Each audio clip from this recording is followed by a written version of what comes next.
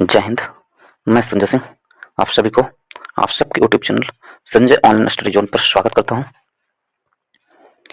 आज आधुनिक भारत का ये थर्ड वीडियो होगा और इस वीडियो में governor governor general and viceroy के बारे में जो भी महत्वपूर्ण प्रश्न पूछे गए हैं उन सभी को इस वीडियो में कवर करूंगा। प्रीवियस ईयर प्रश्न पूछ लिए गए हैं पीसीएस एग्जामों में, और इससे पहले 2 और वीडियो मैं अपलोड कर चुका हूं। यदि वो नहीं देखे हैं तो जाकर प्लेलिस्ट में देख सकते हैं। इस डिस्क्रिप्शन बॉक्स के मैं भी टैग कर दूंगा, और मध्यकालीन भारत का भी प्लेलिस्ट में बना चुका हूं, वो भी चैप्टर वाइज, वो भी डिस्क्रिप्शन बॉक्स में टैग रहेगा।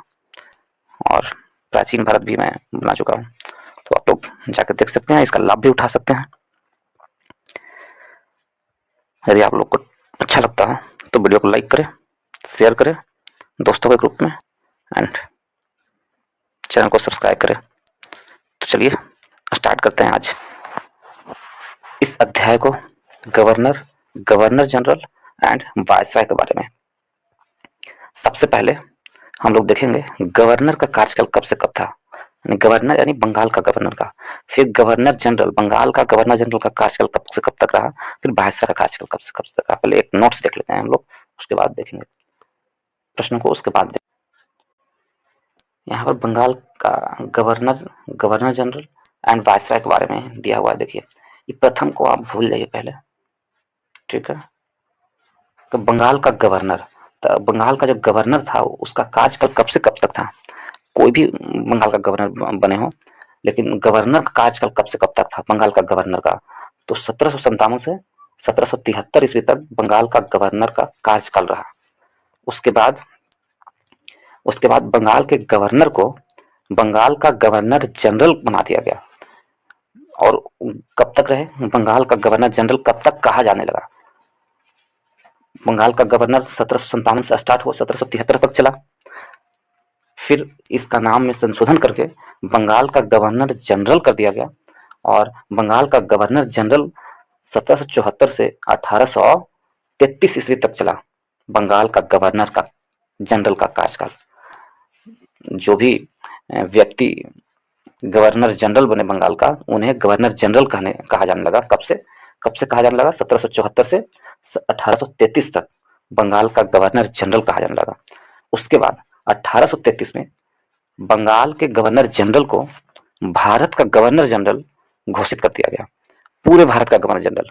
और कब तक हम लोग भारत का गवर्नर जनरल के रूप में उन्हें जानते हैं, तो 1833 से 1858 तक गवर्नर जनरल के रूप में इस पद का नाम रहा। भारत का गवर्नर जनरल के रूप में इस पद का नाम रहा कब से कब तक, 1833 से 1858 तक। प्रथम को अभी भूल जाइए, ठीक है। भारत का गवर्नर जनरल का पद कब से कब तक रहा, तो 1833 से 1858 तक। प्रथम का नहीं, पूरे गवर्नर जनरल जितने भी इनके बीच में बने, तो 1833 से 1858 तक। फिर गवर्नर जनरल का नाम बदल करके वायसराय कर दिया गया। तो भारत का वायसराय का कार्यकाल 1858 से लेकर के 1947 ईस्वी तक चला। भारत का वायसराय का नामकरण, जिन्हें हम लोग भारत का गवर्नर जनरल कहते थे, उनका नाम चेंज करके अब भारत का वायसराय कर दिया गया।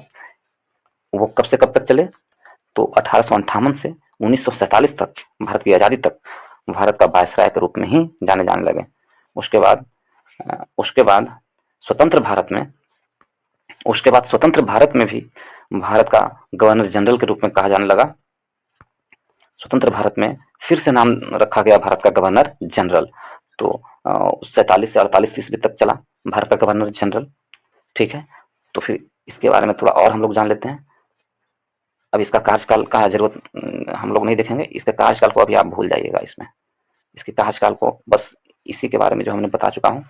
अब यहाँ पर जो दिया हुआ है वो कब और कौन कब बने उसके बारे में दिया हुआ है। यहाँ हम लोग देखेंगे बंगाल का प्रथम गवर्नर, तो प्रथम ये हुए, अंतिम ये हुए, इसी में हम लोग दोनों देख लेंगे। इसको हम लोग अभी नहीं देखेंगे, ठीक है। इसको हम लोग देख चुके हैं, इसके बारे में अभी बता चुके हैं। इसके बारे में पहले देखेंगे बंगाल का प्रथम गवर्नर कौन थे, तो प्रथम गवर्नर क्लाइव थे, बंगाल का प्रथम गवर्नर। लेकिन बंगाल का अंतिम गवर्नर आपसे पूछ लिया जाए तो वॉरेन हेस्टिंग थे, जो 1773 में बने थे, बंगाल का अंतिम गवर्नर। उसके बाद बंगाल के के गवर्नर के पद को बदल करके बंगाल का गवर्नर जनरल कर दिया गया, उनके पद का बदल करके। तो अंतिम कौन हुए? वॉरेन हेस्टिंग हुए बंगाल का गवर्नर, और इस पद का नाम बदल करके बंगाल का प्रथम गवर्नर जनरल कर दिया गया। तो प्रथम कौन हुए? फिर बंगाल का प्रथम गवर्नर जनरल कौन हुए? तो वॉरेन हेस्टिंग हुए। यदि आपसे पूछे बंगाल का प्रथम गवर्नर जनरल कौन हुए, तो वॉरेन हेस्टिंग।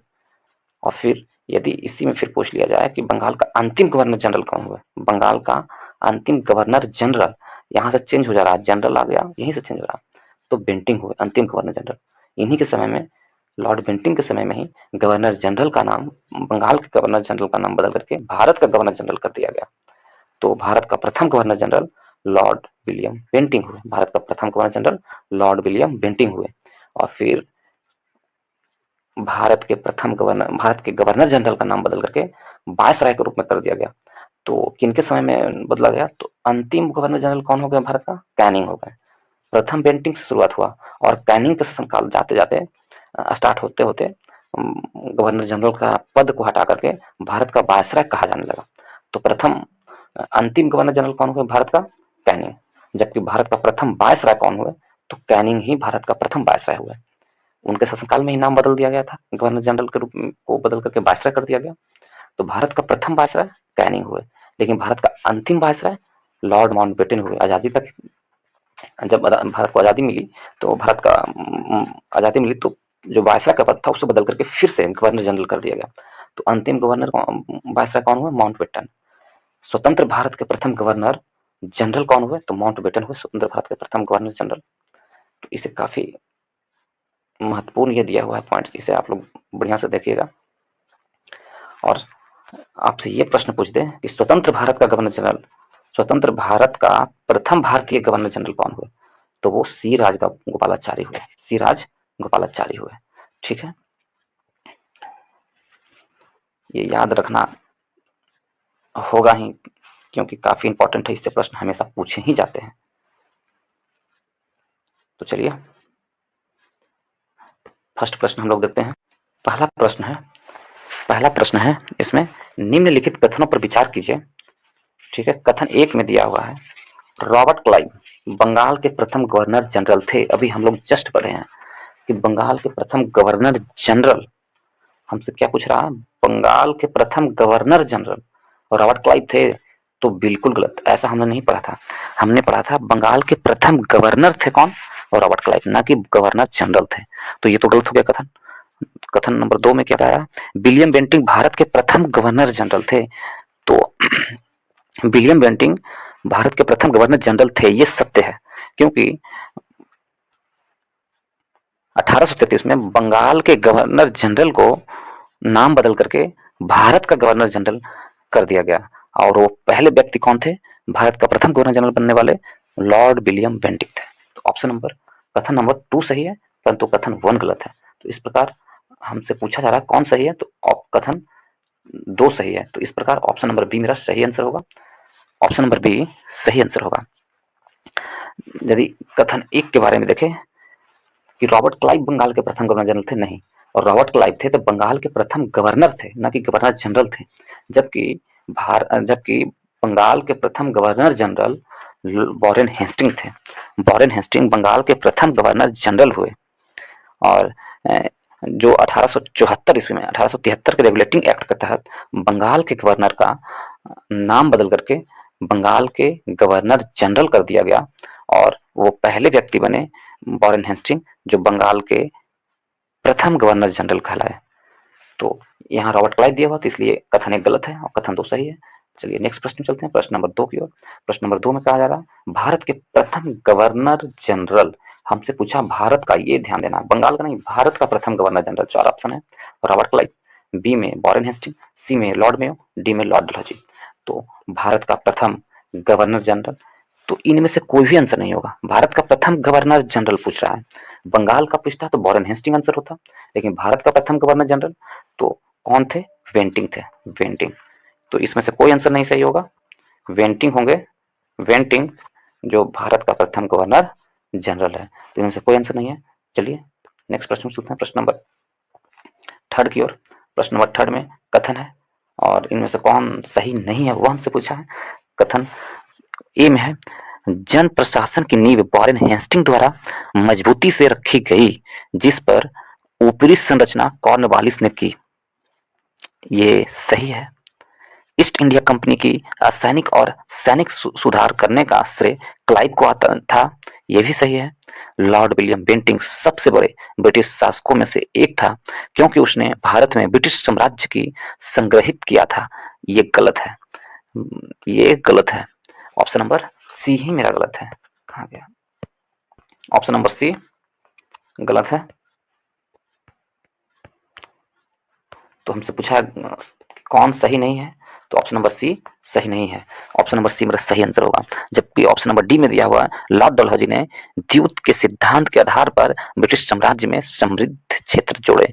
तो ऑप्शन डी भी सही है। ए, बी और डी सही है और सी गलत है। इस प्रकार ऑप्शन नंबर सी मेरा सही आंसर होगा। नेक्स्ट प्रश्न में चलते हैं, प्रश्न नंबर 4 की ओर। 4 में कहा जा रहा है, कलकत्ता में एशियाटिक सोसाइटी की स्थापना के समय बंगाल का गवर्नर जनरल कौन था? जिस समय एशियाटिक सोसाइटी की स्थापना हो रही थी कलकत्ता में, उस समय बंगाल का गवर्नर जनरल कौन था? तो आप सबसे पहले एशियाटिक सोसाइटी की स्थापना हुई कब थी? तो 1784 में हुई थी। 1784 ईस्वी में एशियाटिक सोसाइटी की स्थापना हुई। 1784 में एशियाटिक सोसाइटी की स्थापना, ठीक है। तो 1784 है। तो आप देखेंगे कि लॉर्ड वॉरेन हेस्टिंग का कार्यकाल कितना था? तो वॉरेन हेस्टिंग का कार्यकाल था 1773 से कब तक? 1785 ईस्वी तक वॉरेन हेस्टिंग का कार्यकाल था। तो 1784 में कलकत्ता में एशियाटिक सोसाइटी की स्थापना हुई थी। तो इस प्रकार ऑप्शन नंबर बी मेरा सही आंसर होगा। लॉर्ड वॉरेन हेस्टिंग के समय में एशियाटिक सोसाइटी की स्थापना की गई थी बंगाल में, और उस समय बंगाल के गवर्नर जनरल कौन थे? तो लॉर्ड वॉरेन हेस्टिंग थे। ऑप्शन नंबर बी मेरा सही आंसर होगा। नेक्स्ट प्रश्न की ओर चलते हैं, प्रश्न नंबर 5 की ओर। प्रश्न नंबर 5 की ओर कहा जा रहा है, सुरक्षा प्रकोष्ठ की नीति संबंधित है। तो सुरक्षा प्रकोष्ठ की नीति किससे संबंधित है? सुरक्षा प्रकोष्ठ की नीति ऑप्शन 4 दिया हुआ है, वॉरेन हेस्टिंग से, लॉर्ड डलहौजी से, हेनरी लॉरेंस से, हेस्टिंग से। एक वॉरेन हेस्टिंग है, एक हेस्टिंग है, दोनों अलग अलग हैं, ठीक है। तो option number A Warren Hastings से सुरक्षा प्रकोष्ठ की नीति संबंधित है, या घेरे की नीति कहा जाता है। घेरे की नीति या सुरक्षा प्रकोष्ठ की नीति वॉरेन हेस्टिंग से संबंधित है। इस प्रकार ऑप्शन नंबर ए मेरा सही आंसर होगा। नेक्स्ट प्रश्न चलते हैं, प्रश्न नंबर 6 की ओर। 6 नंबर प्रश्न में है, रिंग फेंस की नीति का संबंध इनमें से किससे है? रिंग फेंस यानी सुरक्षा प्रकोष्ठ या घेरे की नीति, रिंग फेंस को बोलते हैं, घेरे की नीति का संबंध किससे है? तो घेरे की नीति अभी जस्ट हमने पढ़ा है 5 नंबर प्रश्न में। तो ऑप्शन नंबर सी मेरा सही आंसर होगा। वॉरेन हेस्टिंग को घेरे की नीति से संबंधित है। ऑप्शन नंबर सी सही आंसर है। नेक्स्ट ऑप्शन नंबर सी सही आंसर है। नेक्स्ट प्रश्न में चलते हैं, प्रश्न नंबर 7 की ओर। प्रश्न नंबर 7 में कहा जा रहा है, निम्नलिखित में से किसने किसने बंगाल में द्वैध शासन प्रणाली को समाप्त किया था? द्वैध शासन प्रणाली को समाप्त करने वाला कौन था, ये हमसे प्रश्न पूछा है। तो बंगाल में द्वैध शासन प्रणाली को समाप्त करने वाला कौन था? ए में है रॉबर्ट क्लाइव, बी में कॉर्नवालिस, सी में वॉरेन हेस्टिंग और डी में कोई नहीं। तो ऑप्शन नंबर सी मेरा सही आंसर होगा। वॉरेन हेस्टिंग द्वैध शासन को समाप्त किया था। यदि क्लाइव का कार्यकाल देखें, रॉबर्ट क्लाइव का कार्यकाल तो 1757 से लेकर के 1757 से 1760 ईस्वी तक क्लाइव का कार्यकाल था। पुनः क्लाइव 1765 में गवर्नर जनरल बनते हैं और गवर्नर बनते हैं, और 1767 ईस्वी तक फिर से 2 साल के लिए बनते हैं। तो क्लाइव का कार्यकाल 2 भागों में बटा हुआ है, ठीक है। और कॉर्नवालिस का यदि कार्यकाल देखें, तो कॉर्नवालिस का कार्यकाल 1786 से लेकर के 1793 ईस्वी तक कॉर्नवालिस का कार्यकाल था। 1786 से लेकर 1793 ईस्वी तक कॉर्नवालिस का कार्यकाल था, ठीक है। यदि वॉरेन हेस्टिंग का कार्यकाल देखें, 1772 से लेकर के 1785 ईस्वी तक 1785 ईस्वी तक वॉरेन हेस्टिंग का कार्यकाल था, ठीक है। तो मेरा आंसर क्या होगा? वॉरेन हेस्टिंग ने द्वैध शासन प्रणाली को समाप्त किया था। लेकिन बंगाल में यदि द्वैध शासन को लगाने वाला कौन था, तो रॉबर्ट क्लाइव था, जो बंगाल में द्वैध शासन को लगाया था 1765 ईस्वी में। जब रॉबर्ट क्लाइव का दूसरा शासनकाल आया, उस समय वो द्वैध शासन को बंगाल में शुरू किया था। कौन? Robert Clive. लेकिन समाप्त करने वाले कौन थे? तो हेस्टिंग थे, वॉरेन हेस्टिंग थे समाप्त करने वाले। ऑप्शन नंबर सी मेरा सही आंसर होगा। नेक्स्ट प्रश्न में चलते हैं, प्रश्न नंबर 8 की ओर। प्रश्न नंबर 8 में कहा जा रहा है, द्वैध शासन का जनक किसे कहा जाता है या किसे माना जाता है? द्वैध शासन का जनक किसे माना जाता है? क्लाइव को, हेक्टर मुनरो को, मैकाले को, सर लियोन कार्टियस को। तो देखिए इस प्रश्न में कहा जा रहा है और ऑप्शन नंबर ई में है उपरोक्त में से कोई नहीं, एक से अधिक। तो ऑप्शन नंबर डी मेरा सही आंसर होगा। ऑप्शन नंबर डी, द्वैत शासन का जनक द्वैत शासन का जनक किसे कहते हैं? तो द्वैत शासन का जनक option number D sir Lionel Curtis को कहते हैं द्वैत शासन का जनक। सबसे पहले द्वैत शासन के प्रयोग लियोन कार्टियस ने किया था सबसे पहले, और उसके बाद रॉबर्ट क्लाइव ने उसे प्रचलित किया। तो द्वैत शासन का जनक किसे कहेंगे? लियोन कार्टियस। लियोन कार्टियस ने द्वैत शासन को का जनक कहा जाता है। तो इस प्रकार ऑप्शन नंबर, और कार्टियर का यदि कार्यकाल देखिएगा तो कार्टियर का कार्यकाल कब से कब था? तो 1769 से लेकर के 72 तक। इसके बाद में कार्टियर को गवर्नर जनरल बना दिया गया था, गवर्नर बना दिया गया था। लेकिन कार्टियस ने, इस जनक किसे माना जाता है, किसकी दिमाग का उपज है द्वैत शासन का, ये भी कह सकते हैं, तो कार्टियर का था। लेकिन इसलिए कार्टियर को द्वैत शासन का जनक कहा जाता है।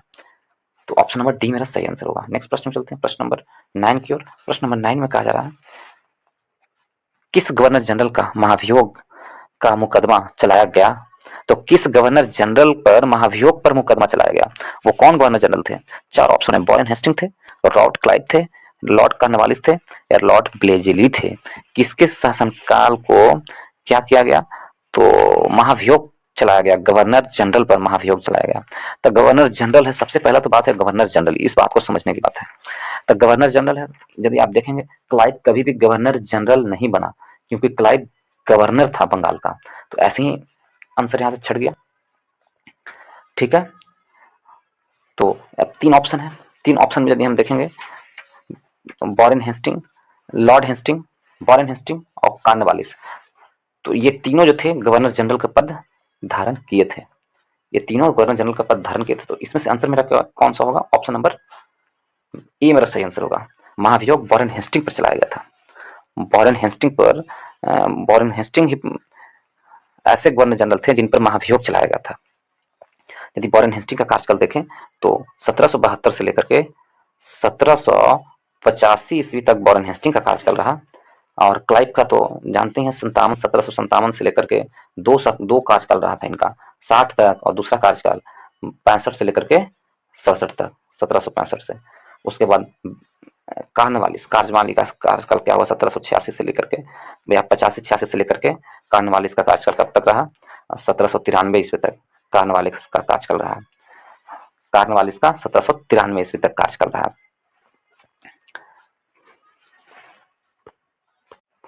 और ब्लेजली का कार्यकाल 1798 से लेकर के 1805 ईस्वी तक ब्लेजली का कार्यकाल रहा। 1798 से लेकर 1805 तक ब्लेजली का कार्यकाल रहा। तो हमारा आंसर क्या है? मेरा आंसर होगा option number A, Warren Hastings. Next प्रश्न में चलते हैं, प्रश्न नंबर 10 की ओर। प्रश्न नंबर 10 में कहा जा रहा है, निम्नलिखित में से किस पर ब्रिटिश संसद में महाभियोग का मुकदमा चलाया गया था? अभी जस्ट हमने पढ़ा, महाभियोग का मुकदमा किस ब्रिटिश संसद पर चलाया गया था? तो option number C, Warren Hastings पर महाभियोग पर मुकदमा चलाया गया था। किस पर? वॉरेन हेस्टिंग पर चलाया गया था। नेक्स्ट प्रश्न में चलते हैं, प्रश्न नंबर 11 की ओर। प्रश्न नंबर 11 में कहा जा रहा है, भारत में न्यायिक संगठन की स्थापना किसने की थी? तो भारत में न्यायिक संगठन की स्थापना किसने की थी? चार ऑप्शन है, लॉर्ड मेयो, कॉर्नवालिस, एटली और कर्जन। तो ऑप्शन नंबर बी मेरा सही आंसर होगा। कॉर्नवालिस ने भारत पर न्यायिक संगठन की स्थापना की थी। दीवानी और फौजदारी न्यायालय की श्रेणीबद्ध संगठन के जरिए से न्याय प्रदान करने की एक नई व्यवस्था की नींव अंग्रेज गवर्नर जनरल कॉर्नवालिस के समय में व्यवस्थित की गई थी।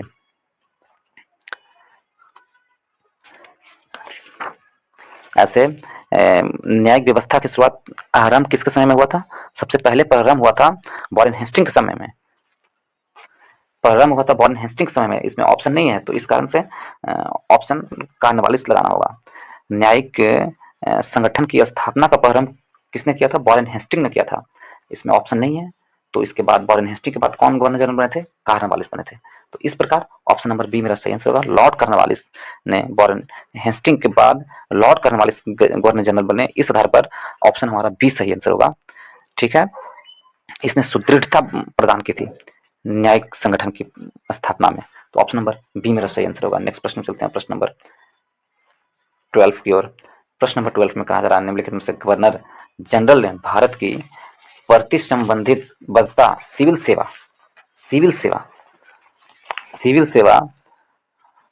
कॉन्वेंटेड सिविल सर्विस ऑफ इंडिया का सृजन किया, जो कालांतर में भारतीय सिविल सेवा के नाम से जानी गई। तो भारत में सिविल सेवा का जनक किसे कहा जाता है, ये भी हम प्रश्न पूछा गया है। तो 4 ऑप्शन दिया हुआ है, तो इसमें से ऑप्शन नंबर सी मेरा सही आंसर होगा। कार्नवालिस को सिविल सेवा का जनक माना जाता है, या भारत में सिविल सेवा का प्रारंभ करने वाले कौन है, लॉर्ड कार्नवालिस थे। कार्नवालिस ने प्रारंभ किया था सिविल सेवा। इसे कार्नवालिस कोड के माध्यम से, कार्नवालिस कोड भी की शुरुआत की थी, जिसमें दीवानी और न्यायिक क्षेत्र में स्पष्ट विभाजन किया जाए। दीवानी और न्यायिक क्षेत्र में स्पष्ट विभाजन करने के लिए इसने कार्नवालिस कोड की स्थापना की थी। तो ऑप्शन नंबर सिविल सेवा का प्रारंभ किसने किया था, ऑप्शन नंबर सी कार्नवालिस ने। नेक्स्ट प्रश्न चलते हैं प्रश्न नंबर 13 की ओर। 13 में कहा जा रहा है भारतीय लोक सेवा का परिवर्तन किया गया। भारतीय लोक सेवा का परिवर्तन किया गया, कब किया गया, परिवर्तन या प्रारंभ कब किया गया भारतीय लोक सेवा का परिवर्तन। 4 ऑप्शन है, बेंटिंग के शासनकाल में, कार्नवालिस के शासनकाल में, सी में कर्जन के शासनकाल में, डी में डलहौजी के शासनकाल में। तो ऑप्शन नंबर बी मेरा सही आंसर होगा। कार्नवालिस के शासनकाल में भारतीय लोक सेवा का परिवर्तन किया गया। ऑप्शन नंबर बी मेरा सही आंसर होगा। नेक्स्ट प्रश्न चलते हैं प्रश्न नंबर 14 की ओर। लॉर्ड कार्नवालिस की कब्र कहाँ स्थित है, लॉर्ड कार्नवालिस की कब्र कहाँ स्थित है। 4 ऑप्शन है, ऑप्शन ए में गाजीपुर, ऑप्शन बी में बलिया, ऑप्शन सी में वाराणसी, ऑप्शन डी में गोरखपुर। तो लॉर्ड कार्नवालिस का कब्र गाजीपुर स्थित है। कहाँ पर, ऑप्शन नंबर ए मेरा सही आंसर होगा, गाजीपुर में। ऑप्शन नंबर ए सही आंसर है। कार्नवालिस का शासनकाल 1786 से 1793 ईस्वी तक था, और 30 जुलाई 1805 ईस्वी से 5 अक्टूबर 1805 तक बंगाल का गवर्नर जनरल रहा।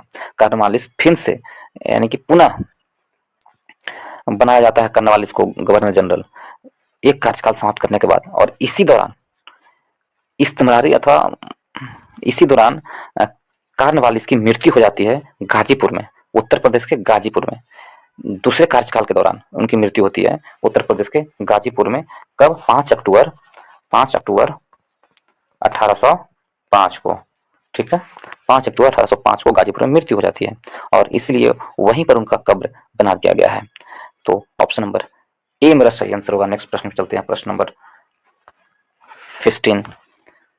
15 में कहा जा रहा 1802 की भसीन की संधि पर हस्ताक्षर किसके मध्य हुए थे।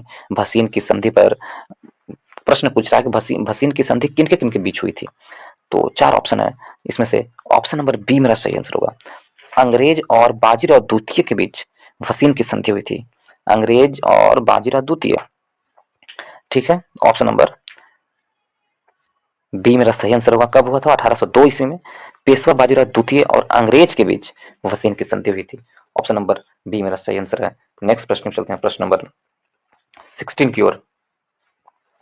प्रश्न नंबर 16 में कहा जा रहा है लॉर्ड वेलेस्ली द्वारा लागू की गई सहायक संधि व्यवस्था के बारे में निम्नलिखित में से कौन सा कथन लागू नहीं है। कौन सा कथन लागू नहीं है जब वेलेस्ली ने सहायक संधि को लागू किया था। दूसरों के खर्च पर एक बड़ी सेना बनाए रखना ये लागू है, ठीक है, ये लागू था। भारत को नेपोलियन के खतरों से सुरक्षित करना ये भी लागू था वेलेस्ली के समय में। और कंपनी के लिए एक नियत आय का प्रबंध करना ये लागू नहीं था। ऑप्शन डी में कहा जा रहा है भारतीय रियासतों के ऊपर ब्रिटिश सर्वोच्चता स्थापित करना, तो ये भी लागू है। इस प्रकार ऑप्शन नंबर सी मेरा सही आंसर होगा, क्योंकि हमसे पूछा कौन लागू नहीं होता है, तो ऑप्शन नंबर सी लागू नहीं होता है। नेक्स्ट प्रश्न चलते हैं प्रश्न नंबर 17 की ओर। 17 में कहा जा रहा है लॉर्ड वेलेस्ली की सहायक संधि को स्वीकार करने वाला पहला मराठा सरदार कौन था। तो सहायक संधि को स्वीकार करने वाला पहला मराठा शासक कौन था। तो 4 ऑप्शन दिए हुए हैं, पेशवा बाजीराव दो, रघुजी भोसले, दौलता राव सिंधिया, उपरोक्त में से कोई नहीं। तो ऑप्शन नंबर ए मेरा सही आंसर होगा, पेशवा बाजीराव द्वितीय है जो थे वेलेस्ली की सहायक संधि को स्वीकार करने वाला प्रथम मराठा सरदार थे। कब किए थे, तो 31 दिसंबर 1802 ईस्वी में भसीन की संधि के तहत वेलेस्ली की सहायक संधि में को स्वीकार करने वाले प्रथम पेशवाई थे या प्रथम मराठा थे। इस प्रकार ऑप्शन नंबर ए मेरा सही आंसर होगा। नेक्स्ट प्रश्न चलते हैं प्रश्न नंबर 18 की ओर। प्रश्न नंबर 18 में कहा जा रहा है सहायक संधि को स्वीकार करने वाला पहला शासक था। तो सहायक संधि को स्वीकार करने वाला पहला शासक कौन था? अभी जस्ट हमने देखा पहला मराठा शासक कौन था, तो पेशवा बाजीराव द्वितीय। ऑप्शन नंबर सी मेरा सही आंसर होगा। नेक्स्ट प्रश्न में चलते हैं सहायक संधि को स्वीकार करने वाला प्रथम प्रथम शासक कौन था? सॉरी, इस प्रश्न में पूछा है हमसे मराठा शासक नहीं पूछा है, ये प्रश्न को पढ़िए सही से। सहायक संधि को स्वीकार करने वाला पहला शासक था, पहला शासक कौन था जो सहायक संधि को स्वीकार किया था? तो इसमें ऑप्शन नंबर ए मेरा सही आंसर होगा। पहला शासक कौन था? वो अवध का नवाब था। सहायक संधि को स्वीकार करने वाला पहला शासक अवध का नवाब था। विलेजी ने सहायक संधि का आविष्कार नहीं किया था। सहायक संधि का आविष्कार किसने किया था? विलेजी ने नहीं किया था। तो सहायक संधि का आविष्कार डुप्ले ने किया था। डुप्ले जो था प्रथम व्यक्ति था जिसने सहायक संधि को आविष्कार किया था या सहायक संधि पद्धति को लागू किया था। लेकिन ब्रेजिली के काल में सहायक संधि पद्धति जो था काफी प्रसिद्ध हुआ था। तो प्रथम शासक यदि पूछ लिया जाए तो कौन था? वो अवध का नवाब था। यदि इस प्रश्न में यह प्रश्न में ब्लेजली की सहायक संधि के बारे में यदि पूछ लिया जाए, इस प्रश्न में हमसे केवल पूछा है सहायक संधि को स्वीकार करने वाला पहला शासक था, तो सहायक संधि को स्वीकार करने वाला पहला शासक अवध का नवाब था। लेकिन इस प्रश्न में आपसे पूछ लिया जाए कि ब्लेजली की सहायक संधि को स्वीकार करने वाला प्रथम राज्य के बारे में पूछे या प्रथम शासक कौन था, तो हैदराबाद का निजाम होगा। यदि ब्लेजली की सहायक संधि के बारे में पूछ लिया जाए तो हैदराबाद का निजाम, ऑप्शन नंबर बी मेरा सही आंसर होगा। परंतु इसमें पूछा है कि सहायक संधि का स्वीकार किसने किया था, तो अवध का नवाब ने किया था सबसे पहली बार सहायक संधि के लागू दृढ़ता से लागू करने वाले कौन थे या प्रचलित करने वाले कौन थे, तो वो लॉर्ड ब्लेजली थे। लेकिन सहायक संधि का आविष्कार किया था डुप्ले ने। इस प्रकार ऑप्शन नंबर ए मेरा सही आंसर होगा। नेक्स्ट प्रश्न चलते हैं प्रश्न नंबर 19 की ओर। सहायक संधि को किसके काल में क्रियान्वित किया गया? किसके काल में क्रियान्वित किया गया सहायक संधि को? कार्नवालिस के, लॉर्ड ब्लेजली के, सर जॉन शोर के या लॉर्ड ऑकलैंड को? तो ऑप्शन नंबर बी मेरा सही आंसर होगा। ब्लेजली के कार्यकाल में सहायक संधि को क्रियान्वित किया गया। नेक्स्ट प्रश्न चलते हैं प्रश्न नंबर 20 की ओर। प्रश्न नंबर 20 में कहा जा रहा है सहायक संधि व्यवस्था को स्वीकार करने वाले प्रथम भारतीय देशी शासक कौन थे? सहायक संधि व्यवस्था को स्वीकार करने वाले प्रथम भारतीय कहा जा रहा है, भारतीय देशी व्यक्ति कौन थे, शासक कौन थे? चार ऑप्शन है। ग्वालियर के सिंधिया, ऑप्शन बी में हैदराबाद के निजाम, ऑप्शन सी में पंजाब के दलीप सिंह, ऑप्शन डी में बड़ोदरा के गायकवाड़, ऑप्शन ई में नागापुर के भोसले। तो ऑप्शन नंबर बी हैदराबाद का निजाम था जो प्रथम भारतीय देशी शासक थे। सहायक संधि को स्वीकार करने वाला प्रथम कौन थे? हैदराबाद का निजाम। ऑप्शन नंबर बी मेरा सही आंसर होगा। नेक्स्ट प्रश्न चलते हैं प्रश्न नंबर 21 की ओर। 21 में कहा जा रहा है निम्नलिखित में से सहायक संधि स्वीकार नहीं की थी। कौन थे जो सहायक संधि को स्वीकार नहीं किया था? तो हैदराबाद का निजाम तो सहायक संधि को स्वीकार किया था। और बी में है इंदौर के होलकर, तो ऑप्शन नंबर बी मेरा सही आंसर होगा। इंदौर के होलकर जो थे वो सहायक संधि को स्वीकार नहीं किए थे। सहायक संधि ब्लेजली ने काफी प्रचलित हुआ ब्लेजली के समय में। ब्लेजली का शासनकाल 1798 से 1805 ईस्वी में था। इसी दौरान सहायक संधि काफी प्रचलित रहा और ब्लेजली के सहायक संधि में सबसे पहला हैदराबाद सहायक संधि में शामिल हुआ। उसके बाद मैसूर, उसके बाद तंजौर, उसके बाद अवध, उसके बाद पेशवा, फिर बरार, भोंसले, सिंधिया, जोधपुर, जयपुर, मच्छेरी, बूंदी तथा भरतपुर, ये सभी सहायक संधि में शामिल हुए थे, परंतु इंदौर के होलकर शामिल नहीं थे। ऑप्शन नंबर बी मेरा सही आंसर है। नेक्स्ट प्रश्न चलते हैं प्रश्न नंबर 22 की ओर। 22 में कहा जा रहा है निम्नलिखित में से विचार कीजिए जिन्होंने लॉर्ड ब्लेजली के साथ सहायक संधि की थी और उनके द्वारा किए गए संधियों का सही कालानुक्रम कुट से पता करें। तो देखिए मैं एक बार पढ़ देता हूँ। लॉर्ड ब्लेजली के सहायक संधि में स्वीकार करने वाला प्रथम कौन था? हैदराबाद का निजाम था जो 1798 ईस्वी से 1800 ईस्वी तक रहा, हैदराबाद का निजाम। उसके बाद मैसूर 1799 में सहायक संधि को स्वीकार किया, तंजौर 1799 में सहायक संधि को स्वीकार किया, अवध 1801 में सहायक संधि को स्वीकार किया और पेशवा 1802 में सहायक संधि को स्वीकार किए और बरार के भोसले जो थे, बरार के भोसले 1803 में सहायक ब्लेजली के सहायक संधि को स्वीकार किया और सिंधिया 1804 में ब्लेजली के सहायक संधि को स्वीकार किया और उसके बाद जोधपुर, जयपुर, मच्छेरी, बूंदी तथा भरतपुर। तो हमसे कहा जा रहा है कि इसमें जो चार दिए हुए हैं तो कौन कब सहायक संधि को स्वीकार किए? तो अभी हमने पढ़ा हैदराबाद 1798 में सहायक संधि को स्वीकार किया। मैसूर कब? 1799 में सहायक संधि को। तो सबसे पहले हैदराबाद, फिर मैसूर, आगे दो ऑप्शन है देख लेते हैं। अवध सहायक संधि को कब स्वीकार किया था? तो अवध है जो सहायक संधि को स्वीकार करने वाला 1801 ईस्वी में अवध ने सहायक संधि को स्वीकार किया था बेलेजली का। और सिंधिया है जो 1800 सिंधिया सहायक संधि को स्वीकार करने में 1804 ईस्वी में सिंधिया ने सहायक संधि को स्वीकार किया था। तो इस प्रकार ऑप्शन क्या हो जाएगा? 1 2 3 4 मेरा सही आंसर होगा। ऑप्शन नंबर ए मेरा सही आंसर होगा। काले क्रम के रूप में सजाना था तो पहले आएगा कौन? हैदराबाद, फिर मैसूर, फिर अवध, फिर सिंधिया। नेक्स्ट प्रश्न में चलते हैं, प्रश्न नंबर 23 की। और 23 में कहा जा रहा भारतीय राज्यों पर अंग्रेजी प्रभुत्व स्थापित करने के लिए किसने प्रशासन में सहायक संधि का सूत्रपात किया था? प्रशासक में सहायक संधि का सूत्रपात किसने किया था? वॉरेन हेस्टिंग ने, लॉर्ड ब्लेजली ने, कॉर्नवालिस ने या लॉर्ड डलहौजी ने? तो प्रशासन पर सहायक संधि का प्रणाली का सूत्रपात किया था ऑप्शन नंबर बी, ब्लेजली ने किया था। ब्लेजली ने, ऑप्शन नंबर बी मेरा सही आंसर होगा। नेक्स्ट प्रश्न में चलते हैं, प्रश्न नंबर 24 की ओर। 24 में कहा जा रहा है ईस्ट इंडिया कंपनी का राजपूत राज्यों के सहायक संधि करने के मुख्य उद्देश्य था। किस उद्देश्य से राजपूत राज्यों को सहायक संधि करवाया जा रहा था ईस्ट इंडिया के समय में? शत्रुओं के विरुद्ध सैनिक सहायता प्रदान करना, मराठा भिंड आक्रमण इस राज्यों की सुरक्षा करना, और खिराज के रूप में धन प्राप्त करना, अंग्रेजों को प्रभुसत्ता स्थापित करना। तो ऑप्शन नंबर डी, अंग्रेजों को प्रभुसत्ता स्थापित करना, ऑप्शन नंबर डी मेरा सही आंसर होगा। सहायक संधि का मेन उद्देश्य था अंग्रेजों की प्रभुसत्ता को स्थापित करना। ऑप्शन नंबर डी सही है। नेक्स्ट प्रश्न चलते हैं, प्रश्न नंबर 25 की ओर।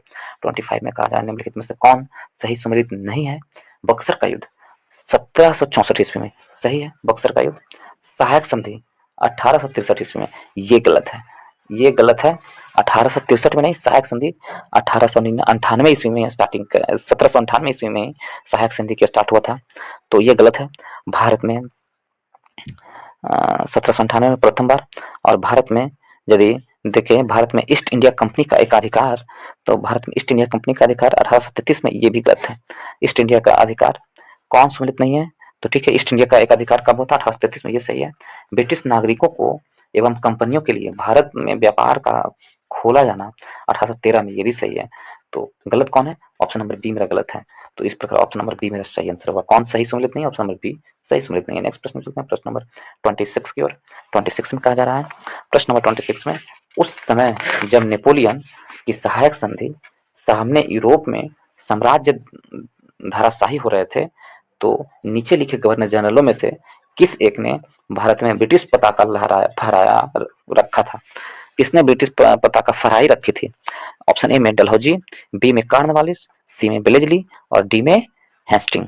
तो वो उस समय लॉर्ड ब्लेजली थे जो भारत में ब्रिटिश पताका फहराए रखे थे। ऑप्शन नंबर सी मेरा सही आंसर होगा। पूरा डिटेल नहीं कर रहा हूं दोस्तों, यदि पूरा डिटेल करूंगा तो काफी लंबा वीडियो हो जाएगा, अभी बहुत सा प्रश्न है, इसलिए पूरा डिटेल नहीं कर पा रहा हूँ। चलिए नेक्स्ट प्रश्न में चलते हैं, प्रश्न नंबर 27 की ओर। आंग्ल नेपाल युद्ध किसके शासनकाल में हुआ था? वह है, आंग्ल नेपाल युद्ध किसके समय में हुआ था? वो कौन कौन वायसराय, कौन गवर्नर जनरल थे, उनके समय में आंग्ल नेपाल युद्ध हुआ था? तो देखिए, आंग्ल नेपाल युद्ध का जो कहा समय है 1814 से लेकर के 16 ईस्वी तक आंग्ल नेपाल युद्ध चला था। ठीक है, तो 1814 से 16 तक, तो आप बता सकते हैं 1814 से 16 में कौन होंगे? यदि कॉर्नवालिस का कार्यकाल देखें, हम सभी का कार्यकाल देख लेते हैं। कॉर्नवालिस का कार्यकाल कब से कब था? तो कॉर्नवालिस का कार्यकाल 1786 से 1793 ईस्वी तक था। कॉर्नवालिस का कार्यकाल कब से कब तक था? कॉर्नवालिस का कार्यकाल 1786 से लेकर के 93 तक था। ठीक है, लॉर्ड हेस्टिंग, देखिए लॉर्ड हेस्टिंग का कार्यकाल तो 1813 से लेकर के 1823 ईस्वी तक लॉर्ड हेस्टिंग का कार्यकाल था। 1813 से लेकर के कब तक? 23 तक। लॉर्ड हेस्टिंग का 1813 से 23 तक, ठीक, और इसका 1786 से 93 तक। और ब्लेजली का कार्यकाल 98 से लेकर के 1805 ईस्वी तक, ठीक है। और वॉरेन हेस्टिंग का कार्यकाल 1772-73 से लेकर के 1885 तक, 1785 तक, 1785 तक। तो हमसे पूछा कि किसके शासनकाल में आंग्ल नेपाल युद्ध हुआ था, तो 1813 से 23 यानी लॉर्ड हेस्टिंग के समय में, क्योंकि नेपाल युद्ध कब से हुआ था, 1814 से स्टार्ट हो गया, 1816 ईस्वी तक आंग्ल नेपाल युद्ध चला था। तो इस प्रकार ऑप्शन नंबर बी मेरा सही आंसर होगा, लॉर्ड हेस्टिंग। लॉर्ड हेस्टिंग अलग है और वॉरेन हेस्टिंग अलग है, ये ध्यान में रखना होगा, ठीक है। तो इस प्रकार ऑप्शन नंबर बी मेरा सही आंसर होगा। आंग्ल नेपाल युद्ध के समय में ही सुगौली की संधि हुई थी। सुगौली की संधि किसके समय में हुई थी, आंग्ल नेपाल युद्ध के समय में हुई थी, 1815 में सुगौली की संधि, काफी प्रचलित है। नेक्स्ट प्रश्न में चलते हैं, प्रश्न नंबर 28 में सुगौली की संधि हमसे प्रश्न पूछ लिया गया है, हुई थी।